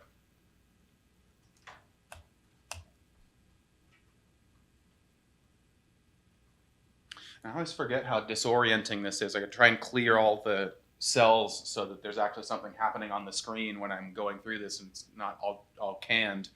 But I always forget when I'm going through these that I have to crank up the aspect ratio so that I can only see like one cell or two at a time, and I can't see what's coming in the notebook. And while I know these narratives pretty well because I've done this, as you scroll through, there's still some stuff that you miss. So if I blast through any of these cells too quickly without describing, just stop me and have me go back, because it's easy to get disoriented in this format. All right, so we'll read in our data set again for the Southern California region. We're going to subset so that we're only looking at San Diego County. So again, we'll do our string slicing on the GeoID so that we pull out county 073, which is San Diego. if we call the info method, it tells us, just like pandas does, how many columns, how many rows, what our data types are. And then because we want to do an analysis of home values, we're going to drop any observations that are missing. And then we'll convert to coordinate system 3857. So something that came up during the break was, how do you choose these coordinate systems? What is this code that you're using? What is 3857? What does that mean?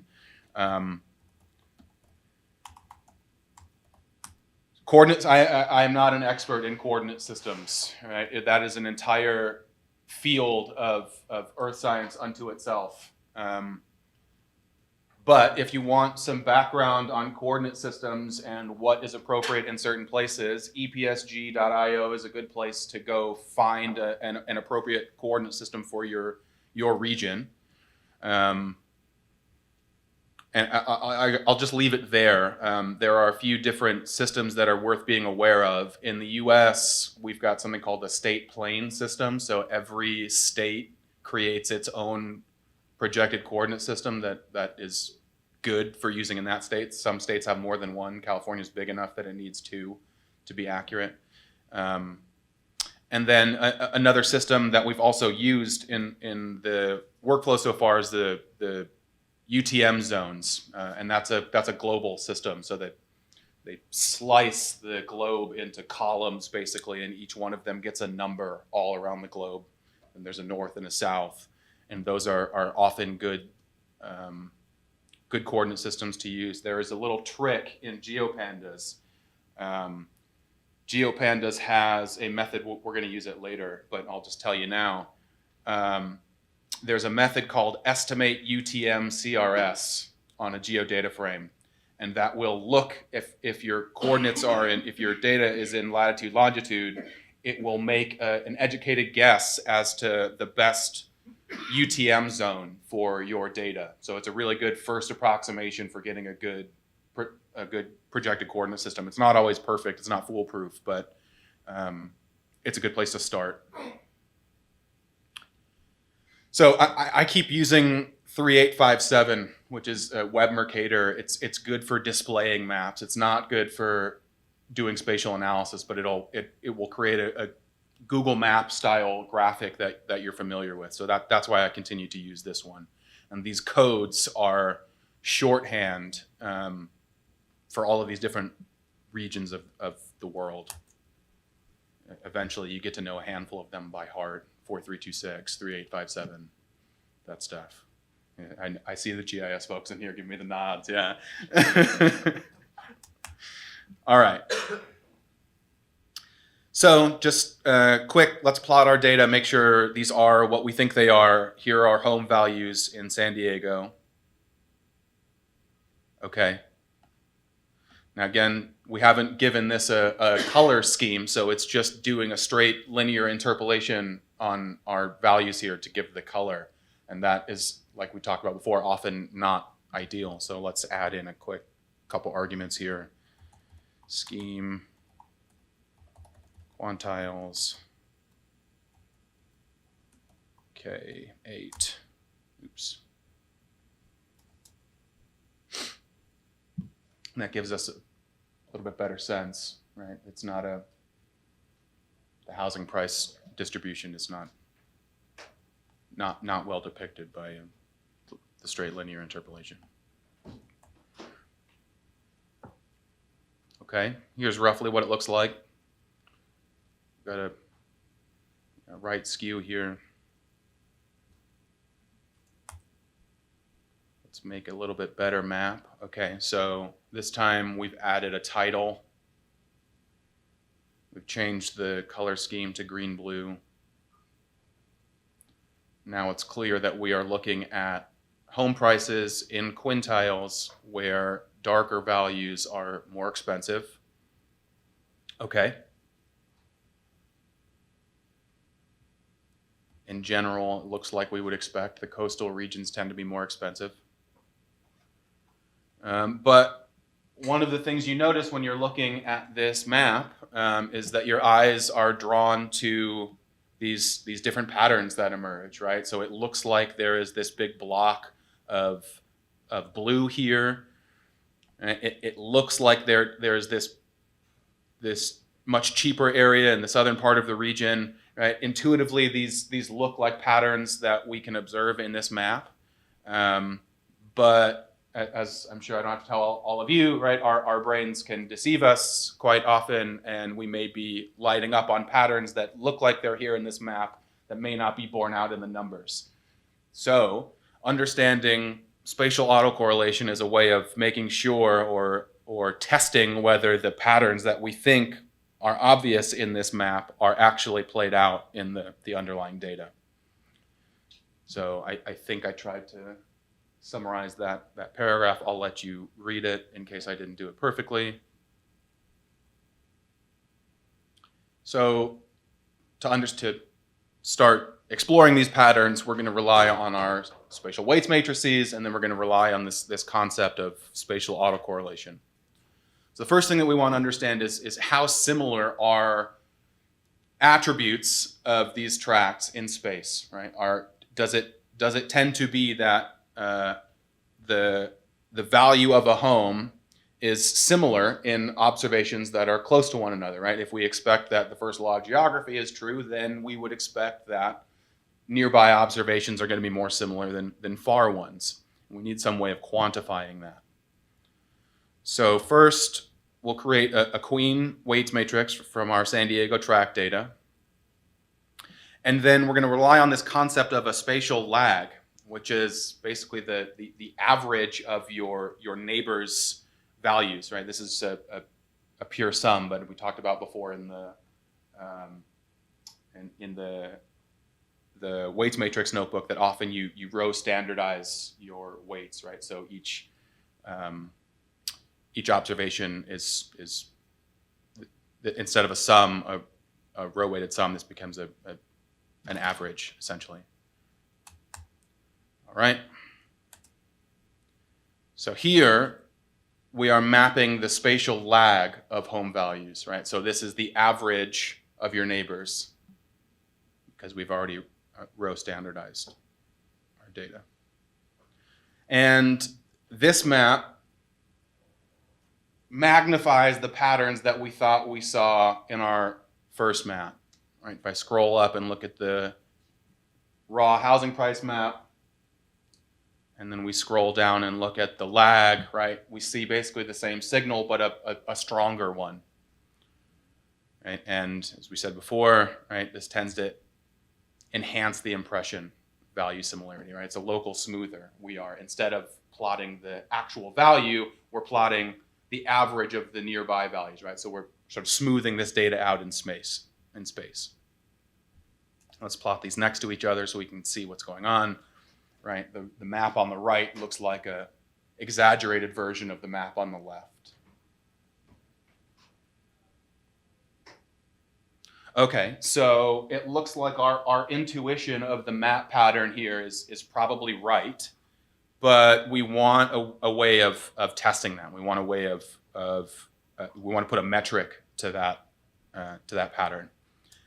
And there are a couple different ways we can do that, and that depends on sort of the nature of our underlying data. So the first method that we're going to look at is called a join count, and join count is useful for discrete data. So in this case, we imagine that every unit in our data set can take one of two values, right? This is, again, we always use a chessboard analogy. So you can either be a black square or a white square. And then we want to ask, how often are your neighbors the same as you, or are they different? So if you are a white square, how often are your neighbors white squares? How often are they black squares? The same, we want to ask for the black squares, right? We do these join counts and say, how many of your neighbors are of the same kind? And so we do this with ESDA. And we're going to have to fake this a little bit, right? Because our data are continuous. They're not discrete. So we'll grab the median, And then we're going to binarize our home price to be either above or below the median. So you either get a 1 or a 0 to fake that black-white checkerboard. So we create a new variable called YB, the binarized Y variable, and we'll plot that. So now we've got high home values, those above the median, and low home values, those below the median.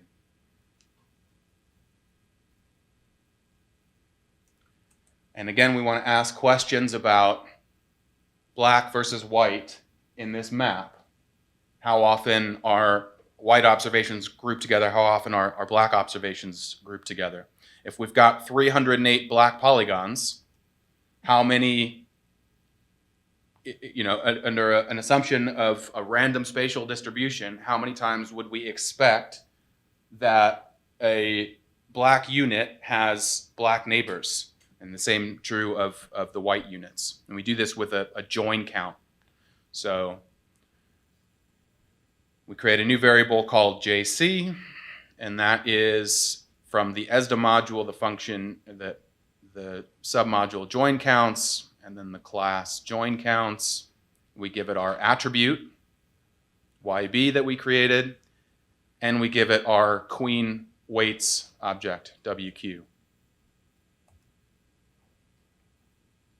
And now we have this join count object, JC, and its attributes will tell us how many times we observe these joins. So BB is the black-black count, WW is the white-white count, black-white is the black-white count.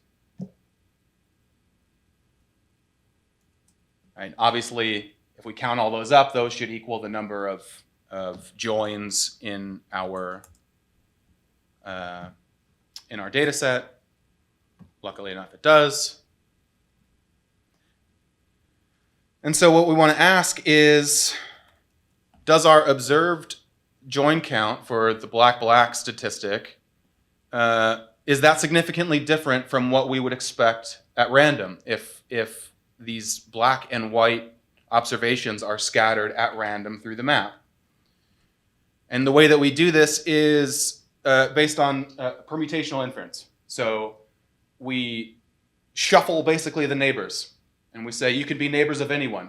And we'll simulate a random process, and we'll recalculate these join counts. And we do that a bunch of times, and we build up a reference distribution, and then we test what we've observed in our data against that reference distribution. All right. So on average, we've got 478, 479 black-black joins, which is quite a bit less than what we observe.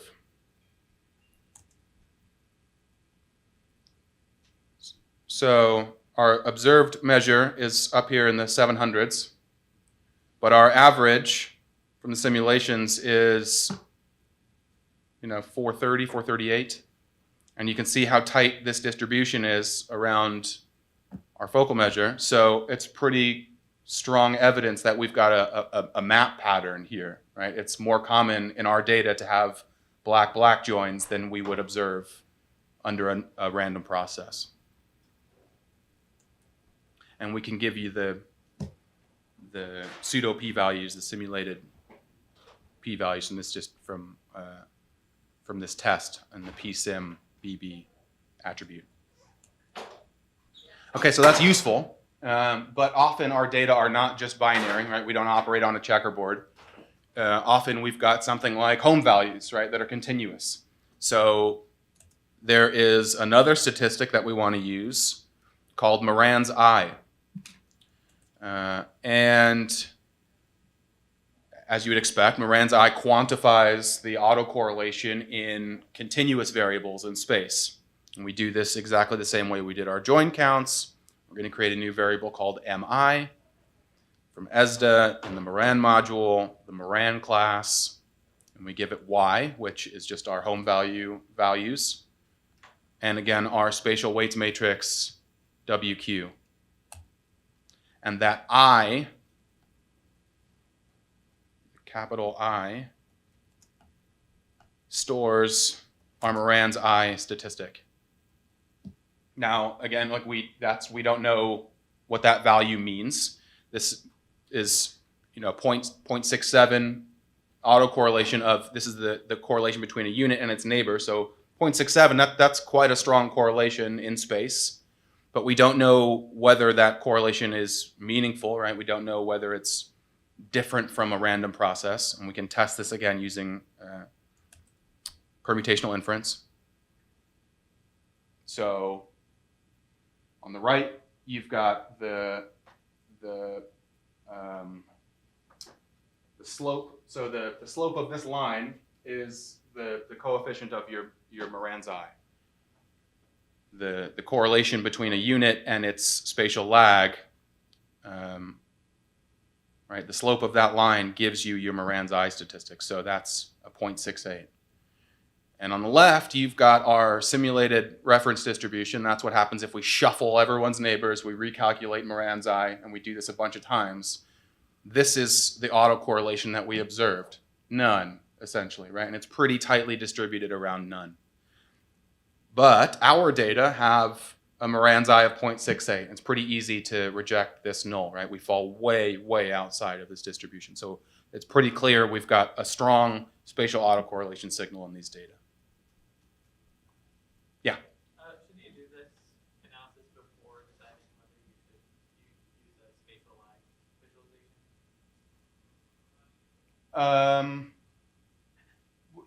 So I think the answer is yes.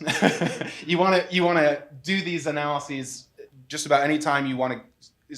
They're called exploratory spatial data analysis for a reason, right? This is getting a handle for what your data actually look like. Now, I think what you're asking is before you go about using a lag or like a formal spatial model, do you want to make sure that you need it first? Yeah, I don't want to trick myself into thinking. Yeah. And that's exactly what these are for, right? You don't need a complicated spatial lag econometrics model if you can do an OLS model just fine. If your data don't have any spatial autocorrelation, then don't bother going the fancy route. You're just going to confuse yourself. And again, the psim attribute stores our pseudo p-values. We can see that this is clearly not a random process. Okay, so this is the global map pattern. This is the Moran's I for our entire region, right? This tells us the relationship between a focal unit and its neighbors for the entire study region. But we can also decompose that into a local version, right? Because every focal unit has a set of neighbors, and we can also compute that correlation. So here we're going to do, we create our spatial lag again. And now we're going to look at something called a Moran local. And this embodies what's often called local indicators of spatial autocorrelation, or a LISA analysis. So now, instead of a single I that describes the entire region, we've got an array of I statistics, one for every single unit in our every single observation in our data set, right? That tells you how correlated it is with its neighbors. All right, that's our global I. Okay, and these are the quadrants that our observations fall into. Again, we can test for whether our pattern is random.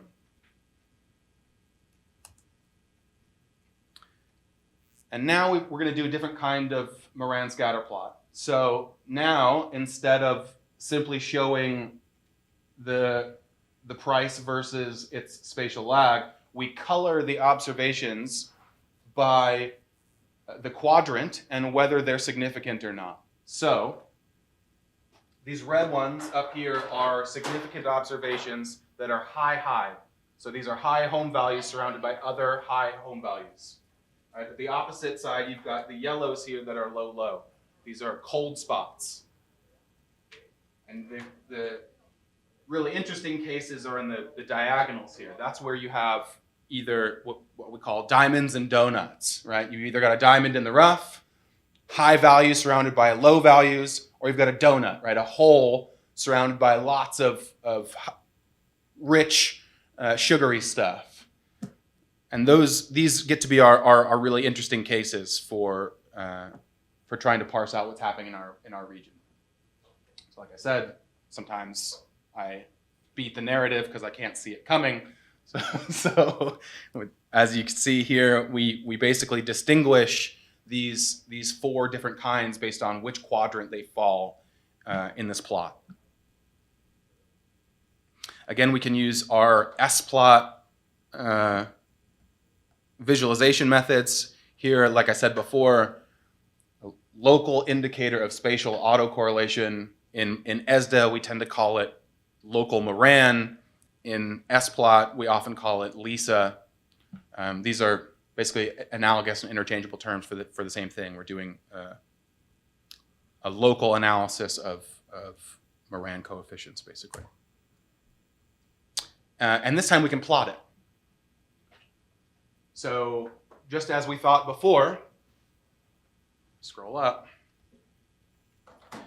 When we did our first cut looking at home values in the region, we picked out this looks like it's probably a concentration of high values.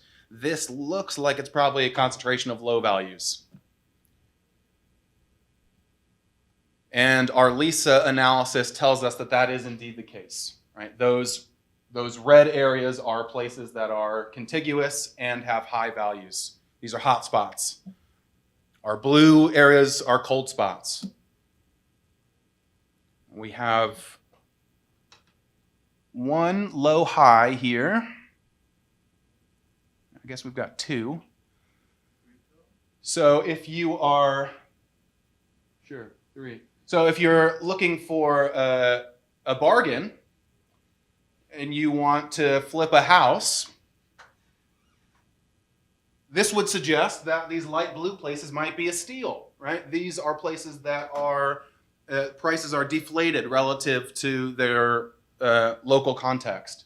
So maybe those are places where something is either happening that changes them from the prevailing pattern in the region, or something just hasn't caught up yet. So, like I said, sort of the off diagonals become the really interesting places to look at. I don't think we have any diamond. We're going to get there. Sort of. And with the plot local autocorrelation function from S-plot, we can put all these in the same graphic that makes it easier for us to intuit. So now we've got the simple plot of home values on the far right, the outliers in the center, and the Moran scatter plot on the left that shows where the actual observations lie. And this sort of becomes the core of a lot of spatial analysis workflows, is understanding these relationships for lots of different variables, and then trying to figure out whether we want to model these processes, exactly which of these are spatial spillover, which of them are some unobserved process that we just want to remove. But first we need to explore all these data first.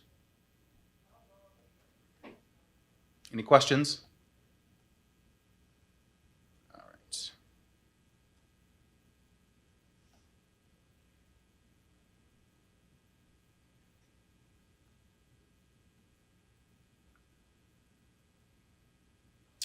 Okay. So now we're going to move into very applied stuff.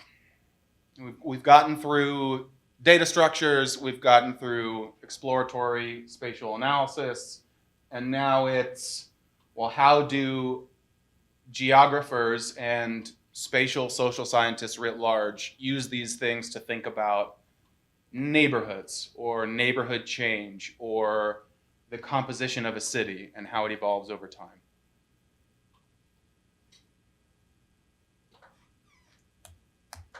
So we're going to reuse our same data sets. Now we're in the 05 geodemographics notebook. And this one and the next one should run fine if you're on Binder. It's the 2 subsequent to that you're going to run into trouble with.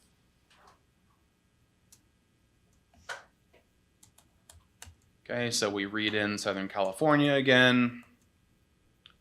Instead of dropping our nans, we'll fill them with 0. Let's say we only want to look at Los Angeles County, so we'll slice that one out.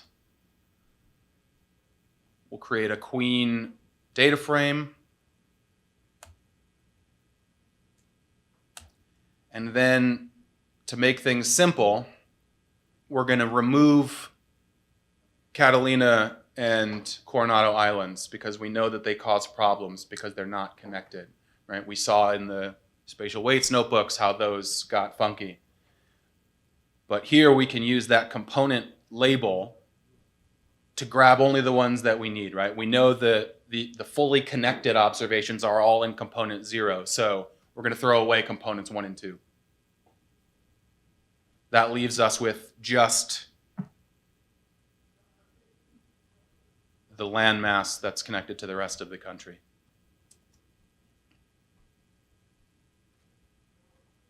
Okay, we'll just do a quick explore on that. No, our islands aren't included anymore. We've got a lot of data and a lot of columns here. Okay.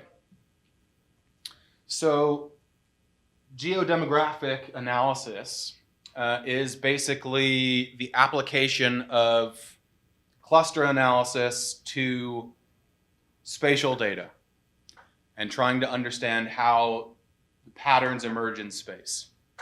So our clusters are often based on demographic and socioeconomic inputs.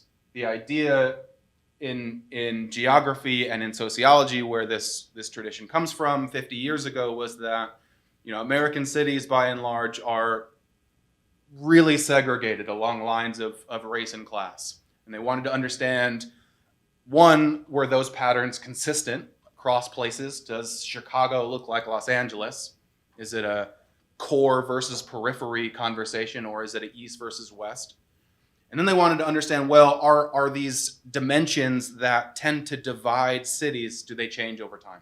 Or are we sort of segregating ourselves along the same lines of race and class everywhere and over time? And so geodemographics help us get at that. We put a bunch of demographic and socioeconomic data into a cluster analysis. We map those clusters and we ask how those patterns evolve over space and time.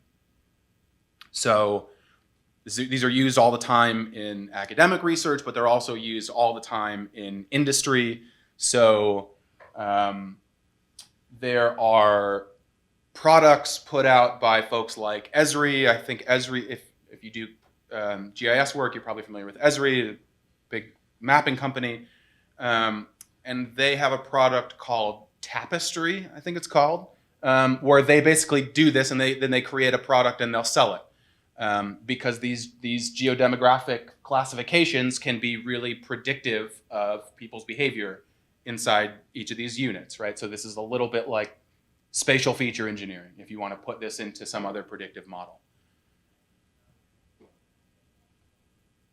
Okay, so let's define some columns. We'll use income, home values, and then a generic set of racial classifiers. Let's standardize those with a scikit-learn z-score. And then let's fit a k-means cluster object to it. So we're going to look for 6 clusters on these inputs that have all been standardized. In the labels attribute, we get back our neighborhood types, right? So this is a bit like doing a typology, right? We're asking for groups of neighborhoods that are similar along these dimensions, where internally they're homogeneous along race and class lines, but they should be distinguished from one another along those lines. We'll store that labels attribute as a column on our data frame so that we can plot it. And then let's make a web map. So here's how Los Angeles breaks out, LA County, along lines of race and class. Now, and I'm using class really coarsely, right? Class is a much more complicated concept than income and home values. But I'm just abbreviating here. Now, this is a categorical map.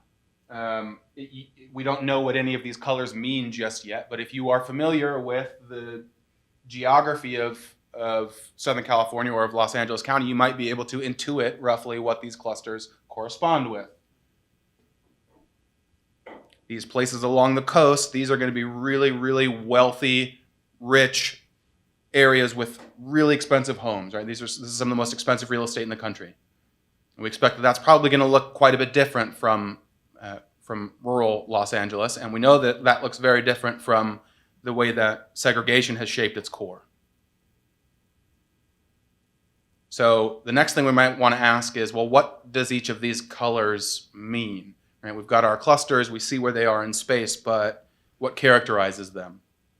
And you would do this the same way you do any other cluster analysis. So let's take our input data, let's group it by its cluster label, and look at the average values for each of our inputs for each cluster.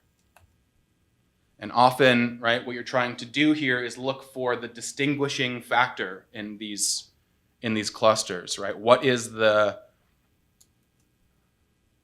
variable that sets this group apart from the others? A nice way of looking at this is with violin plots in Seaborn.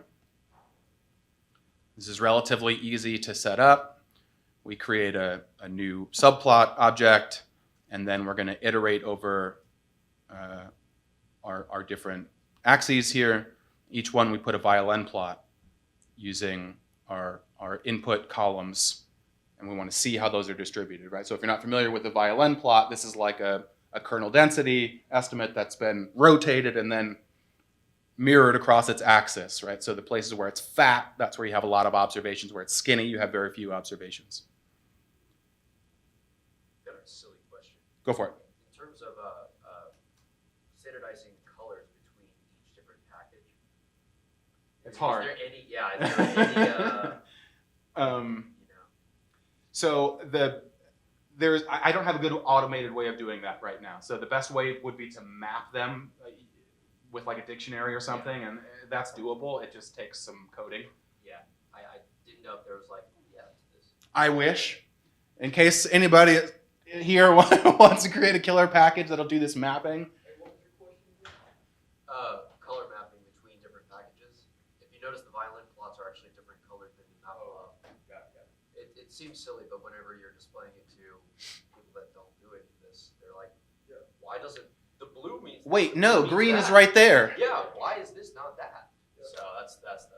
Yep. It's silly, but it's Yep. That's really important. So these colors, right, don't correspond to the color on the map. You have to look at the label here. So 5, what distinguishes type 5 from this graph? Well, it's got a much larger share of Asian population than any of the other groups here. So where is 5?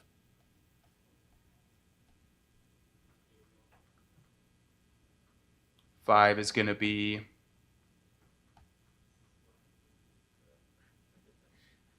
so like I said, if you know some of these, if you know the geography, you can sometimes intuit exactly what you expect these colors to be. Because unfortunately, our cities haven't changed very much, and we still tend to divide along income and racial lines. All right.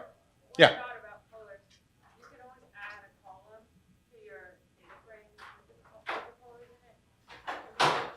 Brilliant. So first we want to create probably the violins, then we need to map the colors from the cluster to the color, and then add that, do a table join to our data frame. That's a great idea. Next year I'll include that. All right. So this looks like a reasonable first cut. We've had some folks that can recognize some patterns in here. This may not be the best model. So a good way of interrogating this a bit more is to dig into, cluster analysis A silhouette score is a measure, a metric that we can use to ask whether this cluster fits our data very well. It's in the scikit metrics module. And we can calculate a silhouette score on our data here.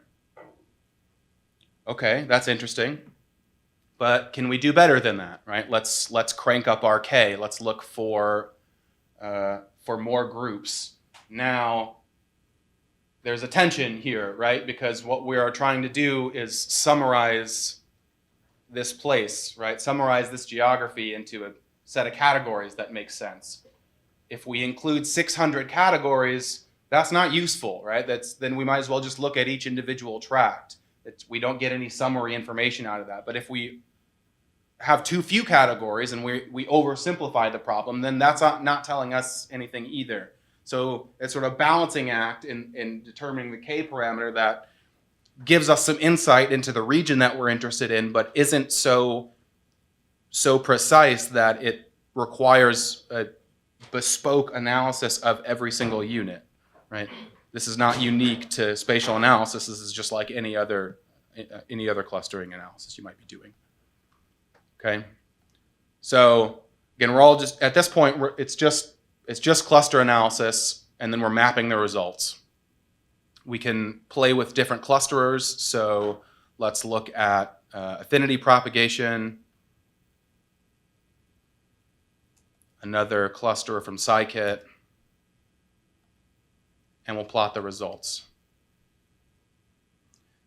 Here we're using a little interactive plotting library called HoloViews, specifically GeoViews and HVplot. And what's nice about this is that unlike Explore that we used before, Explore is really fast, and it uses the same signature as plotting does in GeoPandas, so it's really quick to give yourself a interactive map. But HVplot will link these two together so that when we scroll in on one, we also scroll in on the other. And here we run into the color problem again, probably even more egregiously. Because the map patterns on these two maps are the same, right? The colors are different. These were created by two different clusterers. So the label is different and the color is different. But the patterns that the clusterer is finding, they're largely consistent.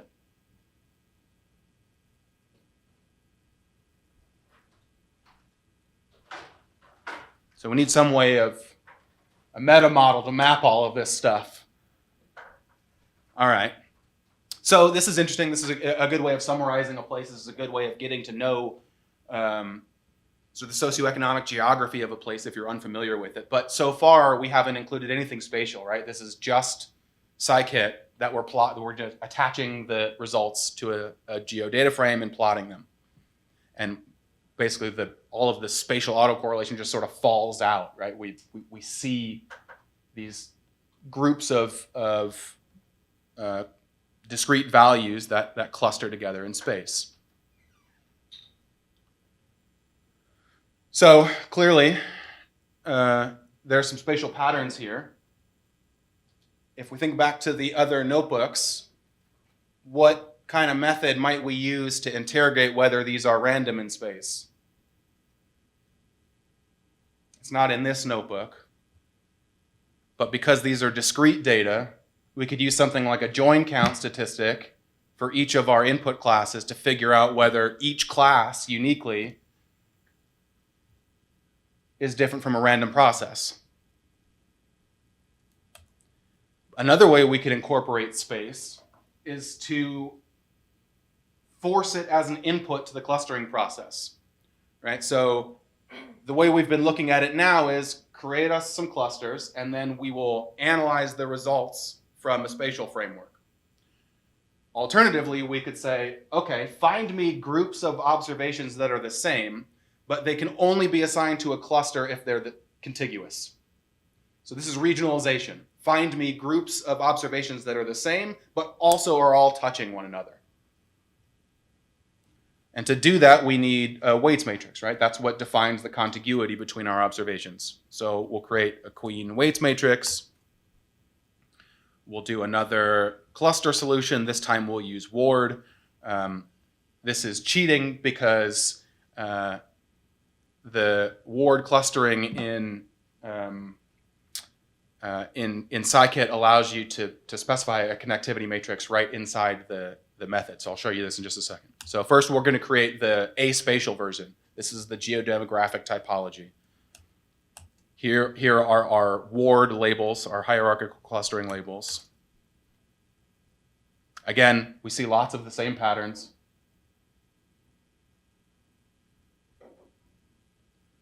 But now we can fit essentially the same clustering method, but we use the connectivity argument, and we're going to pass it our spatial weights matrix. So now find us groups, and cut this tree, but make sure that our connected observations have to stay connected. And if we plot these, we get very different cluster results if we just sort of scan across our values. This is the aspatial version that doesn't force contiguity. And this is the spatial version that does. And if we compare those side by side, we recover some of our same patterns, but they're different. So we wipe away all of the variation in the northern part. That all gets grouped together. Maybe geography washes out those internal distinctions. And then we get a much clearer signal about sort of homogeneous neighborhoods, so to speak, in the denser part of the region. And again, if we scroll in on these because they're linked, we can compare these. Now, it just so happens that this color is largely the same, is consistent, right? But these two methods are both picking up on this really strong boundary right here in Inglewood. Right? There is something unique about Inglewood that distinguishes it from its broader context. I love Inglewood. My best friends live there. But we've also added a constraint here. Our silhouette score for our spatially constrained model is in the negative, which means often our observations can be put in a cluster where they will be more similar to one another. But we did that by design, right? We have forced instead of putting you in a cluster with the best fitting other members, we put you in a cluster with good fitting members that you're connected to. Right? We're asking a different question of this, right? We're looking for homogeneous regions, not just neighborhood types. So our silhouette score is always going to be lower for spatially constrained clustering than it is for an unconstrained solution, right? So I've just given you the answer. Oops.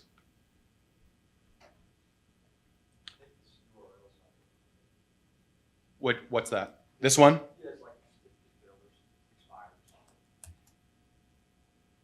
Okay. Well, the reason that we think about this is that, what is a neighborhood? This is a problem that social scientists wrestle with all the time. If you want to understand neighborhood effects, right, how your neighborhood influences how much money you make later on in life, we need some way of operationalizing what your neighborhood actually is. We can take it as exogenous, right? It is the census tract that you live in. But that might not be a very good definition of a neighborhood, and that may lead to that misspecification of the appropriate spatial scope may lead to incorrect inferences later down the line. And this is also important because neighborhoods mean something in places, right? Neighborhoods often have names. They were created through a historical legacy of architecture and development in these cities, and they often mean something. This is Chicago, right? Chicago has a very famous set of neighborhood names, right? People identify very strongly with the neighborhood that they live in Chicago. The same is true of Pittsburgh. It has well-defined neighborhoods. And so one of the things that we might ask is, well, how strong of a signal do we get from these neighborhoods today? If these were the relevant boundaries that delineated Pittsburgh a couple hundred years ago, if we ask to find neighborhoods, socially homogeneous, constrained clusters in these cities, do we recover a similar pattern? Well, let's try it. So first we'll create some Rook weights in Los Angeles. And this time we'll ask for 36 clusters instead of 5. And let's get some neighborhoods and plot them. And now we start to get, a more refined spatial signal. But now each one of these neighborhoods, now we've got 36 of them. Now each one of them is going to take some actual looking into to understand what they mean, right? They can't be summarized at a high level very quickly. But they tell us something very different about the economic and ethnic neighborhood structure in Los Angeles.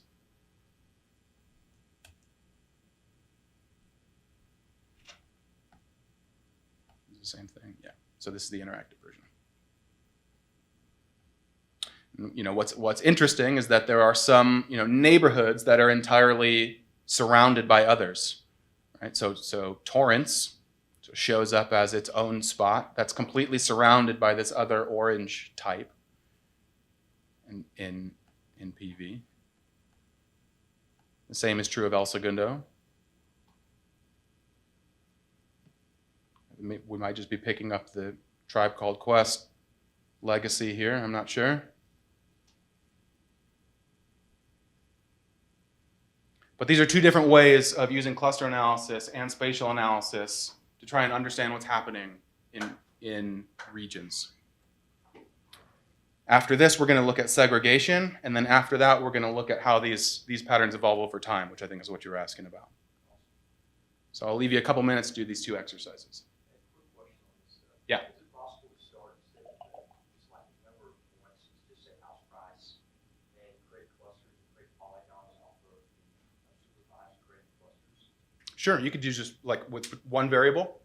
I mean, it could be a number variable, one variable, but you create polygons on a number of houses or something in your data set. Yeah. Am I making sense? No, I'm not sure if I follow the distinction. So let's say the initial data set, in this data set is a bunch of polygons. Uh-huh. Right? Instead, you just have a number of points. Okay. So allow like, I don't know, 1 million houses. Mm-hmm. And you want to identify the optimal, instead of being restricted to the smaller neighborhoods, you create your own polygons based on your unsupervised model that you created, identify, and then create polygons from. Interesting. So what you're saying is, so imagine your data are at a lower geographic resolution. So instead of aggregate tracts, we've got actual housing units. And we might want to also divide those in space. We could do that. Ultimately, what we would end up doing, so I mentioned before, you can technically create contiguity weights on points. What it will do is build a set of intermediate polygons in between. So it creates a Voronoi diagram, Tyson polygons, depending on what tradition you come from, and that will create an adjacency structure between your points. So we could use the input point data, cluster on that, include a contiguity constraint with our weights matrix. We could also, this is a good example because we want well-defined neighborhoods, so we use contiguity weights on purpose. But we could also use, say, distance band weights. And in that case, there would be no change whatsoever to the input data, right? If we wanted to use observations at a housing unit level with a distance band weights, we could do exactly this without changing a line of code, basically.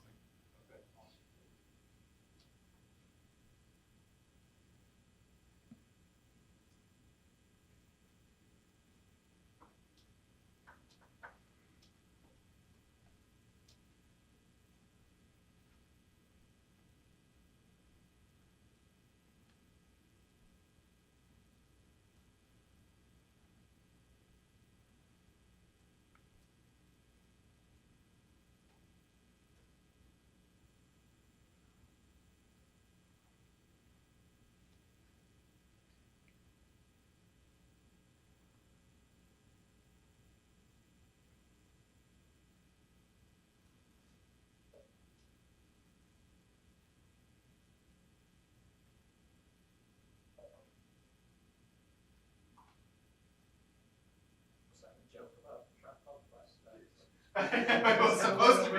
I left my wallet in El Segundo.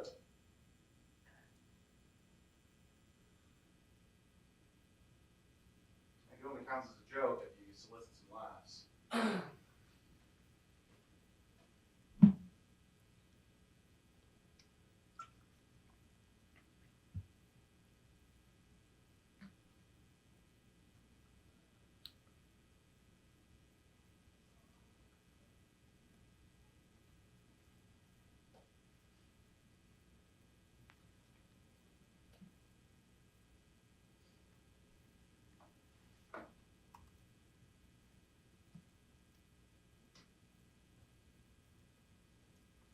Oops.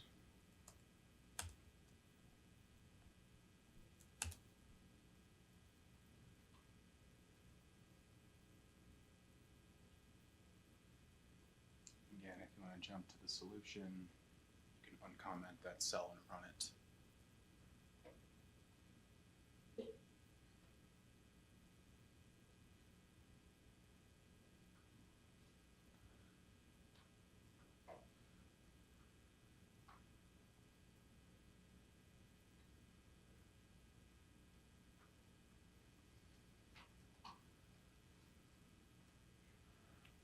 All right, I'm going to keep going because we've only got 50 minutes left and I got dense notebooks left. So I'll move relatively quickly. So thus far, we have only used really PySal and then bits of the other PyData ecosystem, right? So SciPy is mixed in there, scikit-learn's mixed in there. And now we're going to use another package called GeoSnap. GeoSnap is something that we've been working on for about the last 4 years or so, 4 or 5 years.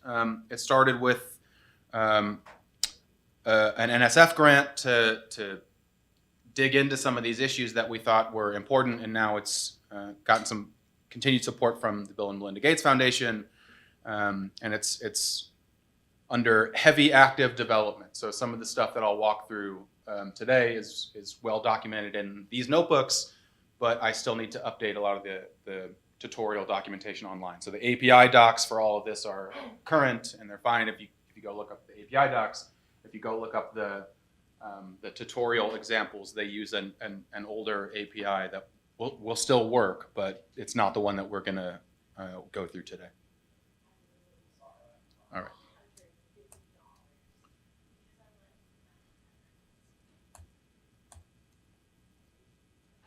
Okay, so instead of using PySal, now we're going to use GeoSnap.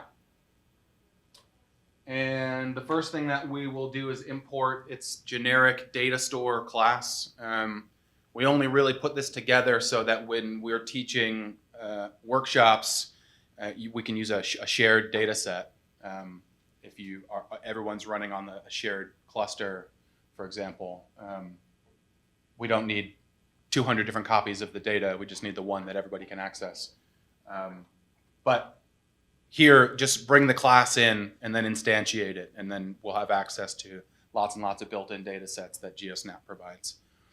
We're going to use the getACS function to grab ourselves some data from the Census American Community Survey, and then it's got 2 functions, cluster and regionalize, that are basically analogous to what we just looked at from scikit. Okay, and then it's got 2 visualization methods, plot time series and animate time series. Okay, so the data store class is just a thin, basically wrapper around file paths that fall back to S3.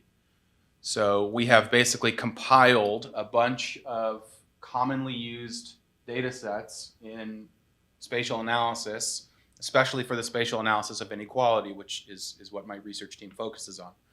So we've got block group and tract geographies, boundaries for several different time periods. There's access to 200 or so variables from the American Community Survey. There's stuff from the Environmental Protection Agency on things like ozone concentration and stuff that they collect from their sensors. And then there's data from the longitudinal employment household dynamics for looking at where, for instance, regions cluster over time, that sort of stuff. So it's a pretty simple data class, and we're going to use that setup to grab data for Chicago. So we use the get ACS function. We pass it that data store that we just instantiated. We ask for the county FIPS 17031, which is Cook County. We want the tract level. There are two different spatial resolutions. We could go tract or we could go block group. Block group are a little smaller, but they have fewer variables available, right? The Census Bureau won't tell you everything they know about block groups because it can be potentially identifiable. So you lose columns when you go down to a finer spatial resolution. We'll stick at the tract level. That gives us a broader set of variables to use. And then we want all the years between 13 and 17. All right, great. And this is going to return a long form geodata frame. We went back and forth several occasions on the best way to store this, and I think this is the good compromise that we've found. So because this is a long form, that means technically the geometries are repeated for each time period that you have. Right? That wastes a little bit of memory. So this is why you may run into issues if you're on Binder, because we're storing all those vertices more than once. We went back and forth on whether we should store one copy of the geometries and join on the fly. That actually added more overhead. This is more efficient. But if you have thoughts on better ways to do this, I'm all ears.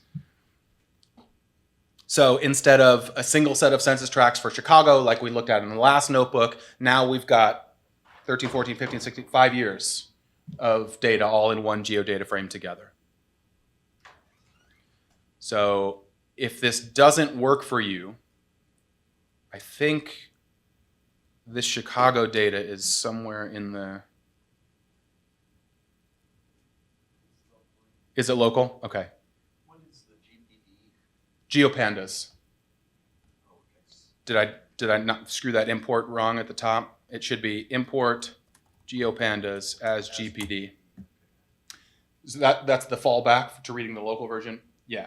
Okay. So It's commented in my version. okay, good. It's commented there so that we can run these through if you have all the data sets available. The way that this data set class is designed to work is it will look to see if you've got the data locally on your machine. If you don't, then it will hit the S3 servers and download them. It usually is pretty fast, but if everybody were here doing that and nobody had the data on their machine, it would slow things down a lot. So that Chicago data set, I wrote that out there just in case we end up in that situation or if we don't have good internet. Where does it look locally? I'm just confused because I do have the data locally on my machine archive file, but it's not. Oh, interesting. So it uses a little package called AppDirs that tries to intuit the right place to put something on your machine given its architecture. So on a Mac, it usually puts it in library application support, GeoSnap. In Linux, it puts it in the .local directory, I think, in the user direct. I'm not sure where it puts it on Windows. But it's not going to find this one. Right. Yeah. It's not looking for that Chicago data set. I put that there just so that it's a fallback. And any reason why it might not work? Because like for me right now, it doesn't. It's ACS doesn't work. Get ACS is not working at all. I mean, it's just taking forever. It hasn't loaded yet. So it's trying to collect data from the web. That's why it's taking forever. So if I would just cancel that, kill that cell, and read the data in locally from GPD read file. So what happens if the census geometries change over the... Great question. So in this example, we're only going to look at American Community Survey data, and those are all stuck in the 2010 census boundaries.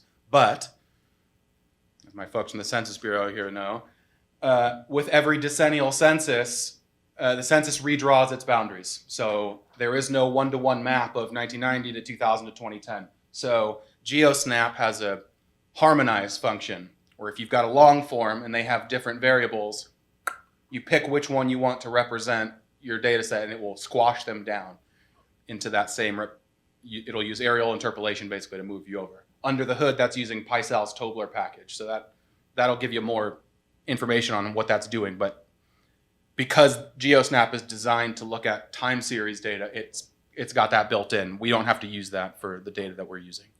That is 2020, yes, up there. So, well, if anybody knows better than I do, please answer this. As far as I know, the geometries for the 2020 census are available. The variables for the ACS 20, what is it? It must be the 15 to 20 or 2016 to 20 period. They are available. So I think somebody asked me this earlier about SenPy and the right way to get, yes, okay. So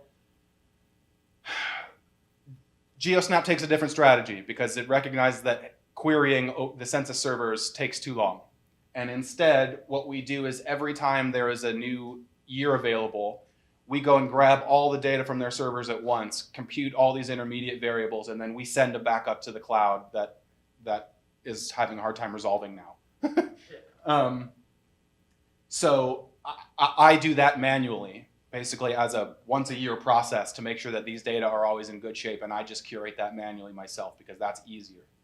The census hasn't put out the 2020 estimates in its demographic profile that conforms to the same way the rest of the prior releases have. So all the tooling that I built to do that can't operate on it yet. So I think the variables are available if you use something like SenPy. They won't be available in GeoSnap for a little while until I know for sure what that looks like. Yeah. Does GetACS only pull the 5-year estimates? Yes, those are only 5 years. Again, if you want, you can pull directly from the census servers using something like SenPy. You know this. I just realized who I'm talking to. But yeah, right now we're only using the 5-year estimates because those give us the best set of variables that we need. Okay, so we've created our data set for Chicago. It's got 4 years of data, and we want to plot this quickly.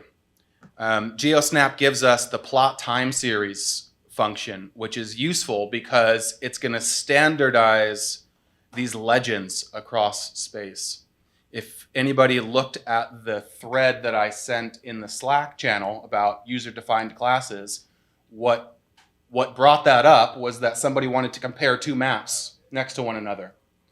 And if you do a choropleth on one map, you do a choropleth on the other map, it's going to optimize the binning schemes for both of those maps. So when you try and compare across maps, the color doesn't mean the same thing. With plot time series, it standardizes those bins over time. So it's clear the colors always are consistent when we're looking across time. Now, this is still hard to see exactly what's happening here because you have to look over and across at each map. So we've also got a little function called animate time series, and this takes your data frame, it takes the same signature as a plot, but then it takes a file name argument, and it'll write out a GIF. And this takes a little bit because it's got to plot them individually and then squash them together. But this makes it easier to see. Once this is done, it's going to display each image in the notebook, but then I just clear the outputs usually because you don't need that one. We've written this file out to Chicago income change, and we can use the notebook machinery to display it. So now it looks like this. Now it's a lot easier to see what's happening. So it looks like, all right, this is income data. It looks like this region's getting a little poorer. Right? It starts dark and it lightens over time. Same looks like it's probably true up there. Now, this is a toy example. We're using overlapping ACS estimates, which you're not really supposed to do. This is just to mock up if you've got good time series examples. So take this map with a grain of salt, right? Part of what the change that we're observing can happen because of sampling, right? Because we've got overlapping 5-year samples. But this is still a good illustration of what the software is designed to do. All right. So we're going to do a geodemographic typology again, just like we did in the prior notebook, but now we're going to do it across the whole time series. So we define our columns the same as we did before, and let's introspect what this cluster function is going to do. The signature is a little bit different than scikit. So it takes a geodata frame, it asks for the number of clusters that we want, the method that we want to use, so whether affinity propagation or Ward, right? Under the hood, this is either going to pass things off to scikit, or if we're doing something regional, it's going to pass it off to SP-opt. And then it needs to know what your unit index that identifies unique observations, and it needs to know what your time index is that identifies unique time periods. All right, so we'll create another hierarchical clustering solution on these data, but now it's over time.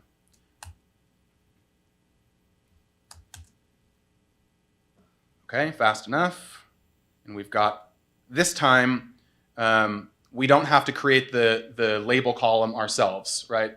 GeoSnap expects that you want to do spatial analysis right away, so it attaches the columns to your data frame. If you want the modeling object back, then you can say return model, right? Otherwise, it assumes that you just want the data frame.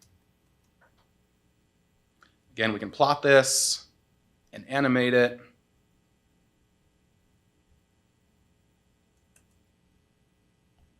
Let's see if I can display this. I think I wrote it out. Yeah, I did. Okay, good.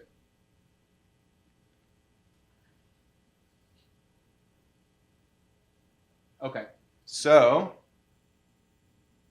now we've got this solution applied to all of our time periods.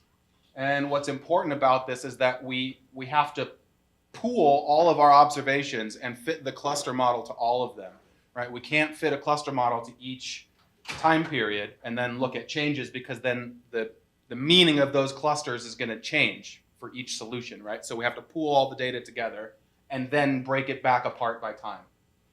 So now we're looking at neighborhood change, multi-dimensional neighborhood change, because these clusters are composites of several different variables at once. And how Chicago has changed from 13 to 16. This may be surprising to folks, or it may not be, but neighborhood change, despite the attention that it gets, is the exception. It's not the rule. Neighborhoods, by and large, tend to be very stagnant.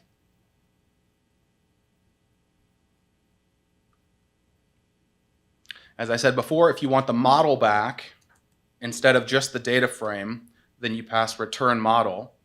That's if you want to dig into more of the diagnostics, if you want to see exactly what was happening, what were the input data, that will give you back the scikit-learn clustering instance. You have a question? I was asking if it's going to return on scikit. Yep. Yep. So what it returns is a model results class, which is something that we created. But one of those attributes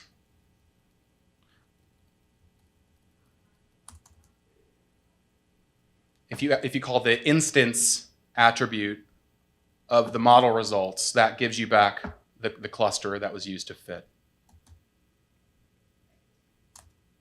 So that's how you can introspect your actual model results if you want to get some clarity.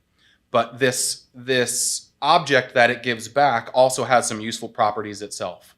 So Shy model is a model results class that gives us the data frame, the columns we used, the spatial weights matrix that we used to create the solution, if there was one, and then it lets you back out the fitted model instance if you need it. Now, we put that there because now you can quickly calculate silhouette scores on this solution. We can take the average silhouette, so this is the the aggregate cluster fit for this this data set over time. It's about the same as we had before. We could also ask whether the model is good across every time period or whether it fits some time periods better, right? Because we had to pool all of our data before we could fit the model instance.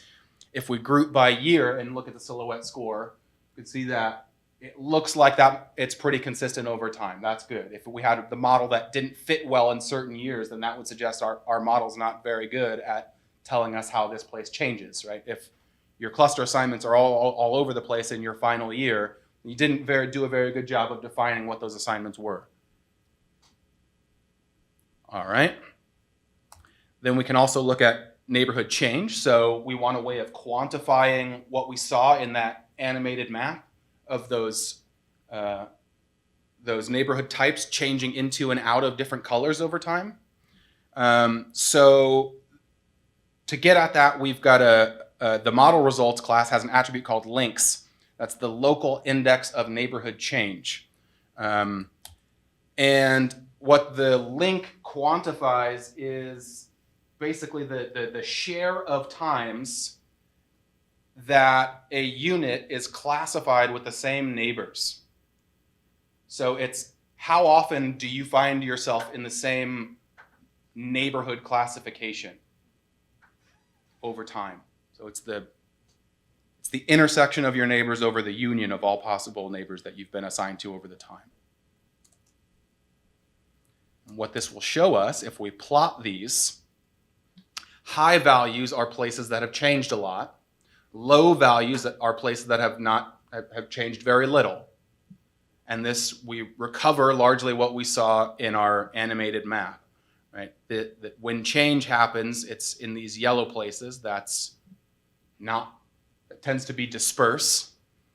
But much more common are these cold colors, right? Where things are not changing, especially in these large swaths. Okay, and if we start building all these skills together, right, now we've got a new data set that we can calculate a Moran statistic on, or a local Moran statistic. So, is this pattern random? These quantify neighborhood changes, but is the place of neighborhood change random? So this is interesting. Most places don't change. The places that do change tend to change a lot. And let's do a LISA analysis. Let's do some local indicators of spatial autocorrelation. So we'll create a Queen weights object, and we're going to fit a LISA analysis to the local index of neighborhood change scores. The I's attribute shows us what the I statistic is for every unit. So if we want to plot the local autocorrelation, we can assign that I attribute back to our data frame and plot it. So these are hotspots of neighborhood change.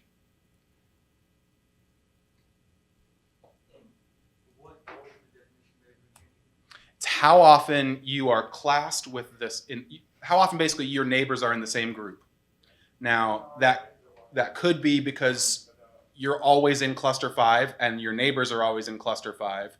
Or it could also be because your neighbors are all in cluster 5 and then all of those neighbors also were classed into neighborhood 3 with you. If everybody moves at once, then you've got no change because it's not based on the cluster label, it's based on who's in that cluster label with you. Sorry, I have a question about link interpretation. If it's 1, it means that. That means its neighbor set was different in every time period. No, sorry, for like over neighbor set was different in every time period. Yes, okay. So it has changed every single year, like in our data set here. Yes, yes, probably. Alternative, it could be that its neighbors have changed and it has stayed in the same class and its neighbors have transitioned out of that class. So there are two dynamics that can happen here, right? It's a set membership statistic. It has nothing to do with what cluster you're in. And so if we do some local autocorrelation on these data, we see exactly what we would have expected. These places in the south side of Chicago almost never change. They are these cold spots of change. They're unlikely to become anything different unless there is some external intervention. By contrast, there are some places of high change, but they're small and dispersed. Right? They tend to be over in the gentrifying parts of the city, if you're familiar with Chicago. Okay, to give us a little context, we can drop this on a base map.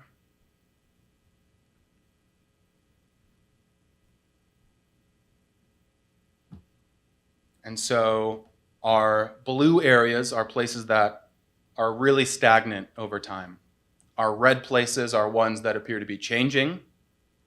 And the orange places are ones that have themselves changed rapidly when their neighbors have not changed very much. So this is when I talk about sometimes those off diagonals become really interesting.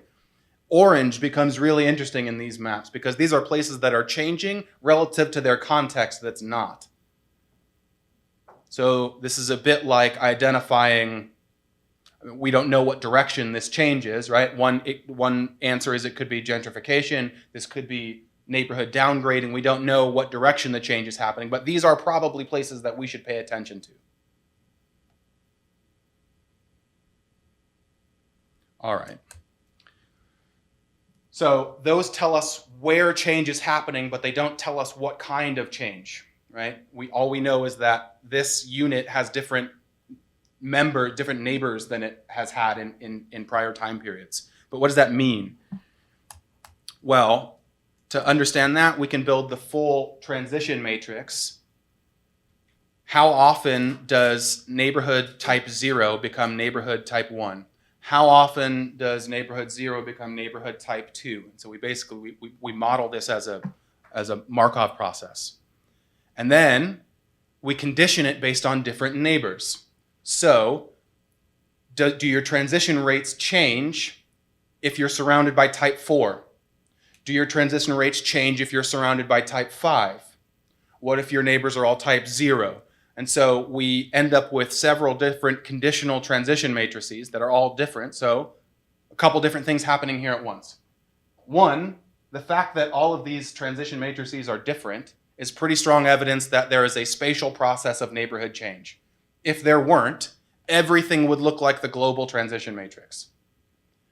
But your rate of change and how you change is going to depend on what's happening around you. The PySal package Gitty is where we get a lot of the underlying algorithms for this are built. So this is a spatial Markov analysis where we look at how these transition rates change under different conditions of spatial context. These can also be used, if we dig into the weeds here, we can start looking at, okay, well, what does neighborhood type 1 mean? What would we classify that as? Maybe it's, wealthy and diverse. How often does that become type 2, which is low income and segregated?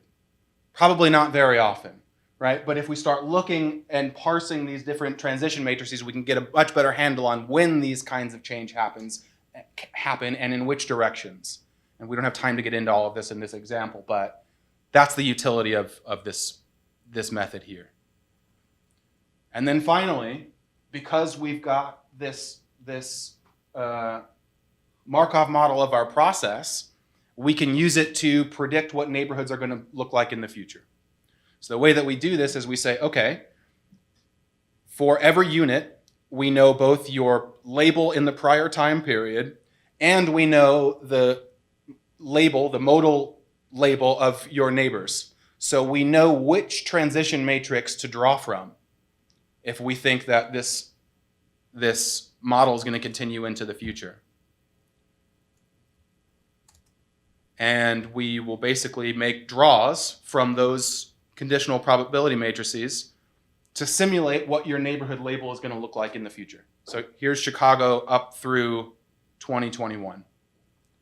We can do, if we wanted, let's do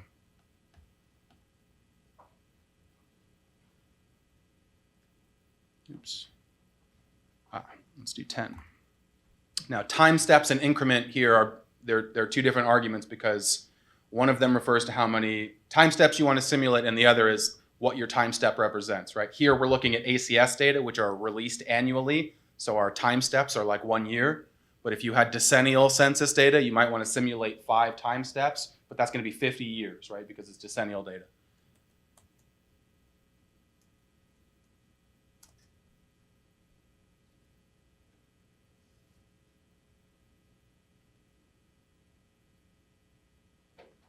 It's going to take a minute because now it's going to plot several more images.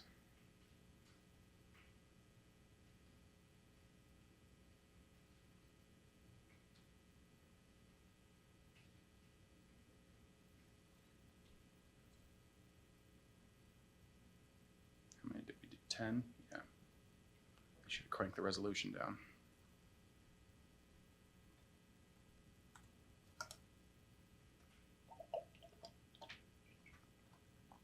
All right, while we wait on that, I'm going to move to, oh, just kidding.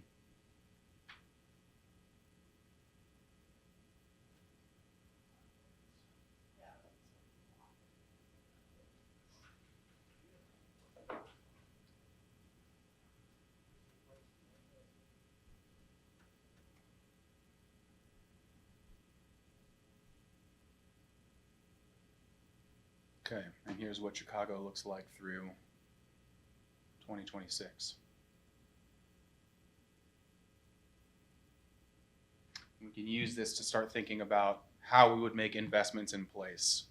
And if we expect that some places are going to continue to be abandoned, and those are good candidates for things like block grants. If we know that some places are changing really rapidly, then those are places that we want to invest affordable housing to make sure that people aren't priced out and they get to stay in the neighborhoods that they've lived in. So these models are a way of helping us intuit what future conditions are like what things are likely to be. How am I going to say this? These are useful for helping us intuit what conditions are likely to be in the future, and that way we can be better placed to make the right investment in the right place. All right. All right. Home stretch.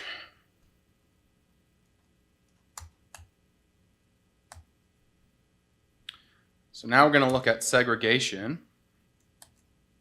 And the unique thing about the segregation indices that are part of the PySal segregation package is, one, that they are fast. I don't know if you are also R folks, but there's a fantastic, there are several fantastic R packages for measuring segregation. They're nowhere near as fast as ours. But more importantly, unlike any other package that we know of, there's much better support for spatial segregation indices in the PySal segregation package, and I'll show you what that means in just a minute. So we'll read in our California data again. We're going to compute Hispanic and Latino segregation in Southern California, so we'll drop any observations where we don't have data.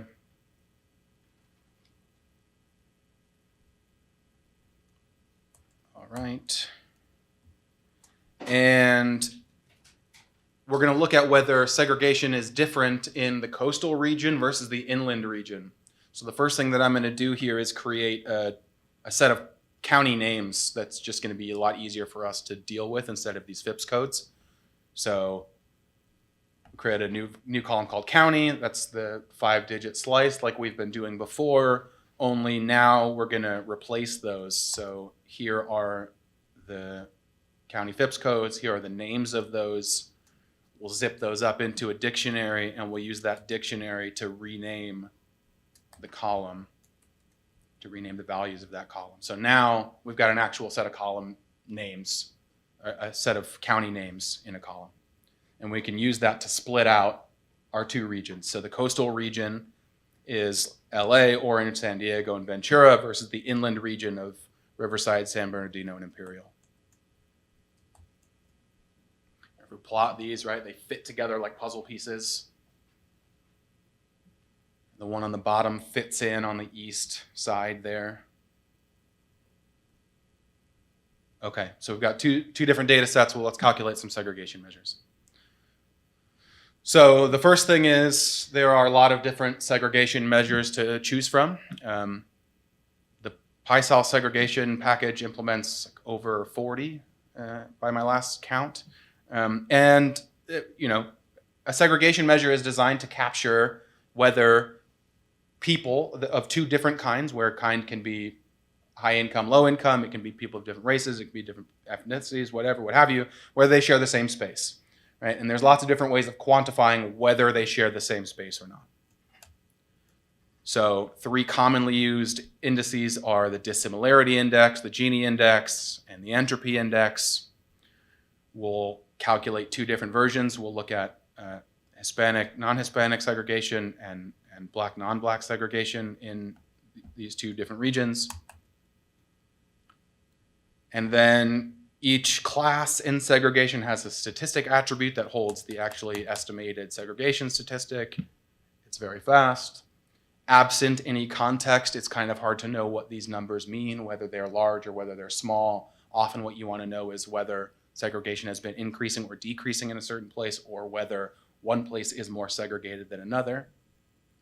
But according to these, the dissimilarity indices show that the Black population in California is more segregated than the Hispanic and Latino population. The reverse is true according to entropy. All right. Like I said, it can be useful. Often you want to get a quick handle on what's going on. Now, this will definitely crash your binder notebook. So we can compute all of these segregation indices at once because you may not know which one you need. And this is pretty fast. Some of these, especially the density corrected dissimilarity index, some of these are really computationally intensive. They require like draws from a random population distribution and such.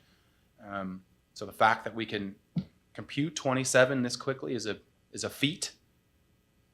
I'm not tooting my own horn. We didn't write much of this optimization code. This is an ode to the PyData stack, I think.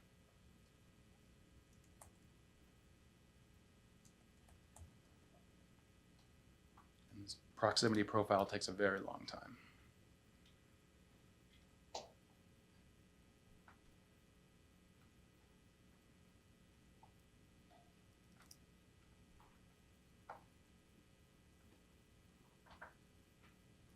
I think you all probably have the results still in the notebook because I didn't clear the one that I pushed up. So you can look at those already. Does anybody notice anything interesting about these results? Anybody want to guess why we have NaN for boundary spatial dissim?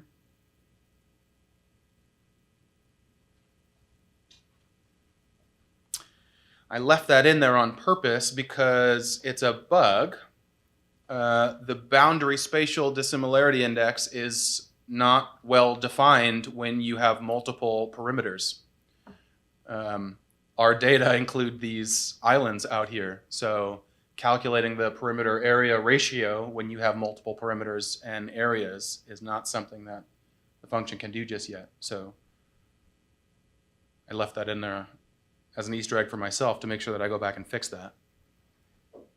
We can do the same thing for multi-group indices. So now let's calculate the 4-group segregation measure for the region.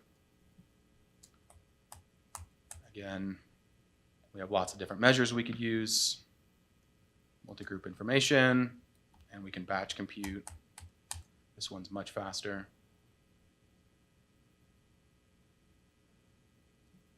Everything you could want to know about segregation in Southern California. But this is where things get interesting. So the question is, how does space factor into this? So typically, segregation indices take as given a census enumeration unit. So what matters is whether you live in a census tract with other people. That's the boundary, whether you live in the census tract or not. That's a questionable operationalization of space. It may not be a census tract that matters. Sometimes a census tract is way too big, like out in the rural areas. Sometimes it's way too small, like in the dense, like in New York City, you know, a census tract is a block or two. And your neighborhood, the way that you experience the city, is quite a bit larger than that. So we allow you to specify how big a neighborhood should be when you're calculating segregation statistics by using something like a spatial weights matrix. So if we bring in a libPySal weights module and we want to calculate a spatial dissimilarity index, we could do two different versions. We can do one based on a Queen matrix and one based on a distance band matrix. So first let's look at spatial dissimilarity using Queen neighbors. And then let's look at it where your neighborhood is the 2.5 kilometer radius around a census tract.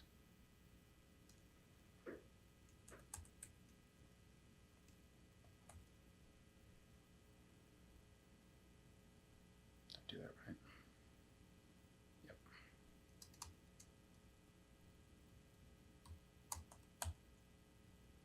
So if we compare the Queen-based version to the distance-based version, we can see that once you account for a larger amount of space, your segregation index decreases because you can interact with a greater share of the population if we increase your notion of neighborhood to be much larger.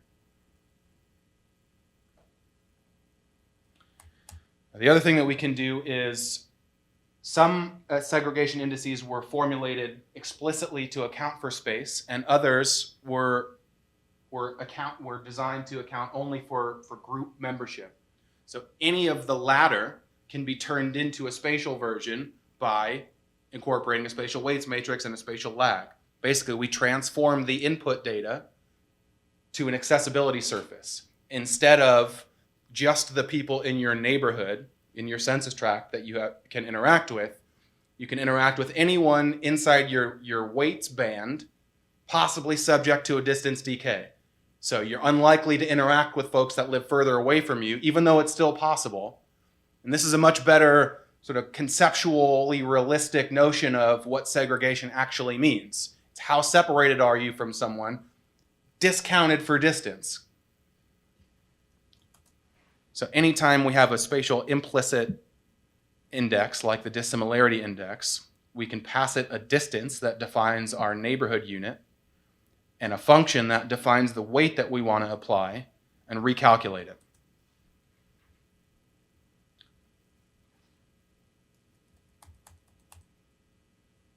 So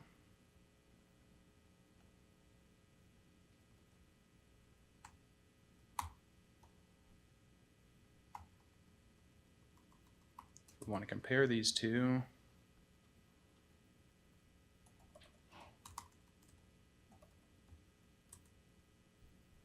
See that segregation is quite a bit higher if we're limited to only the census tract versus if we include the ability to travel outside of your census tract. Right? That measure falls from 0.48 to 0.41, 0.42. You can do the same thing with multigroups. And what we just illustrated up here, right? This falling once we account for space. That's important because segregation can manifest at different spatial scales. So this is a graphic I stole from a really great paper by some sociologists and some geographers. So on the far left, we've got a macro segregation pattern, right? Big central tendency. On the right-hand side, we've got like a checkerboard, right? Still highly segregated environments, just at a micro scale. And on the right, we've got sort of a blend between the two.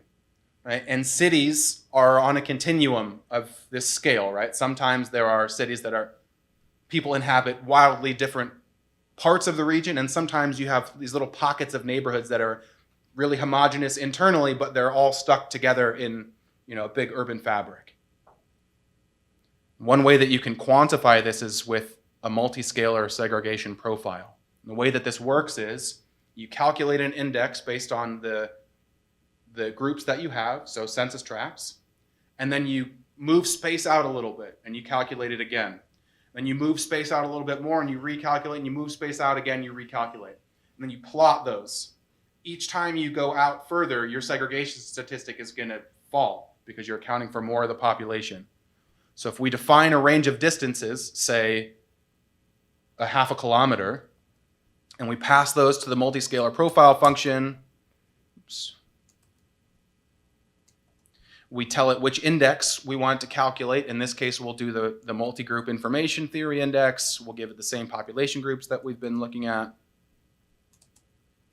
And then if you plot that line, the slope of that line tells you the difference between macro and micro segregation.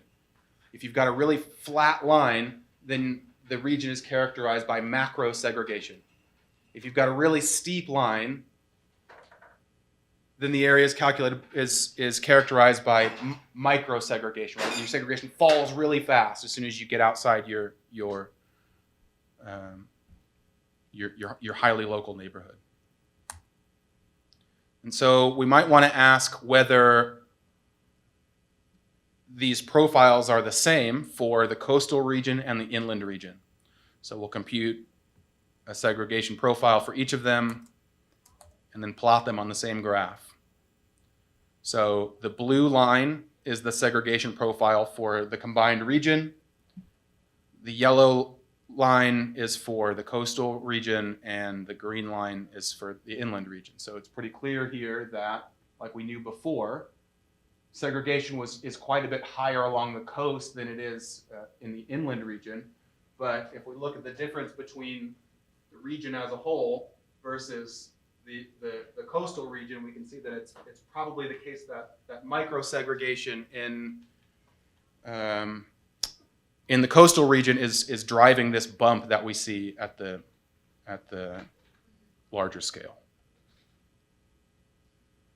All right, and then finally we have local measures. Instead of an aggregate statistic that tells you how segregated a region is, these tell you how segregated each unit is in that region. And what's kind of useful about that is then you can plot them.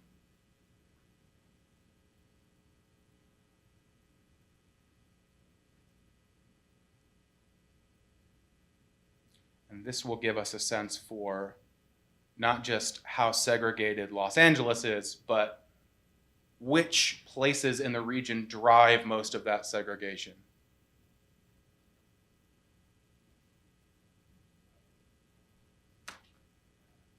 So blue colors mean less segregated, red colors mean more segregated. This is a brand new index. This was just put in, I think they published this not quite a year ago, maybe a year ago. So these numbers quantify the distance that you would have to travel to experience all of the diversity that this region has to offer. So what that's saying is here in the red part of sort of the egg yolk here, people that live here experience the most segregation of anyone in Los Angeles because they have to travel quite a bit further than anyone else to actually encounter the diversity that the region has to offer. So another way of thinking about that is much of the segregation in the region is driven by what's happening in South Central Los Angeles. All right, we can take a look at that on a Slippy map as well. All right. Finally, sometimes you want to know, are these patterns random? This is sort of an interesting question in the social science literature because sociologists will tell you it's not random. We know it's not random. People segregate into segregated communities, so that any test of randomness is not useful. And that's fair, but we can do it anyway in the same way that we do tests for local spatial autocorrelation, right? We use random permutation to ask whether what the statistic that we observe differs from a process that's completely spatially random. Now, that is of limited value when there is just one statistic, right? If you're asking, is Los Angeles segregated or not, the answer is almost always going to be yes. P-value of essentially 0 here. And we can plot our blue reference distribution really tightly centered on 0, right? This is simulating a null, complete spatial randomness versus the segregation statistic that we observed, right? So it's pretty clear that these places are significantly segregated. Where it gets quite interesting is when we're comparing two different measures, right? So if we want to know, is inland California more segregated than the coastal region, or is California in 1990 more or less segregated than it is in 2000 or in 2010? And then we can basically apply sort of the same logic here, where we pool the data. We use either Bootstrap or random permutations to come up with a reference distribution, and then we ask, does the change in this process, is the difference in segregation that we observe between these two time periods, is that different than what we would observe on these same data if they are reallocated to these two different groups at random? So we pool all the data, we repartition them, we recalculate the segregation, we take the difference. We build up a distribution of those differences, and we test our observed difference against that. So here we're asking, is coastal segregation higher or lower than inland segregation? And the answer is definitely yes. Statistically, the coastal region is more segregated than the inland region. All right. We are just at time. That leaves one notebook on the table, but that one is largely batch computing and showing some interesting examples of other segregation analyses. So it extends this, but you've got all the fundamentals that you need to work through that notebook if you'd like to do that in your own time. And if you have any questions, I would be happy to take them. You mentioned at the start of this, we want to look at material. What are good resources to dive into to get more definiteness? Yeah. So I would say, I'll put this book in the, there we go. I'll make sure this is in the chat here.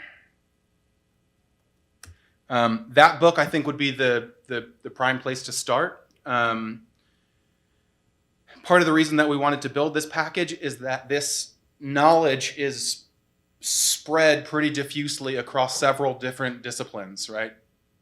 Understanding segregation and spatial analysis is the domain of sociology and economics and geography and public policy and urban planning. And each of those disciplines tends to have its own insular tendencies. So part of the reason that we wanted to build this package was to bridge all of those different perspectives. So there are not a lot of good resources that already pool all of that stuff. The best place that I could point you to would be the geographic data science book that Serge, Levi, and Danny are writing. If you are also R folks in here, Kyle Walker has a similar book. I think it's called Analyzing Census Data with R. It covers a lot of the same topics, but in R, and so it's a slightly different treatment on a lot of the same subjects. That would be another good resource. Geocomputation with R, Alex and Chris. I can drop some more resources in the Slack as the week unfolds. You bet. All right. Thanks, folks.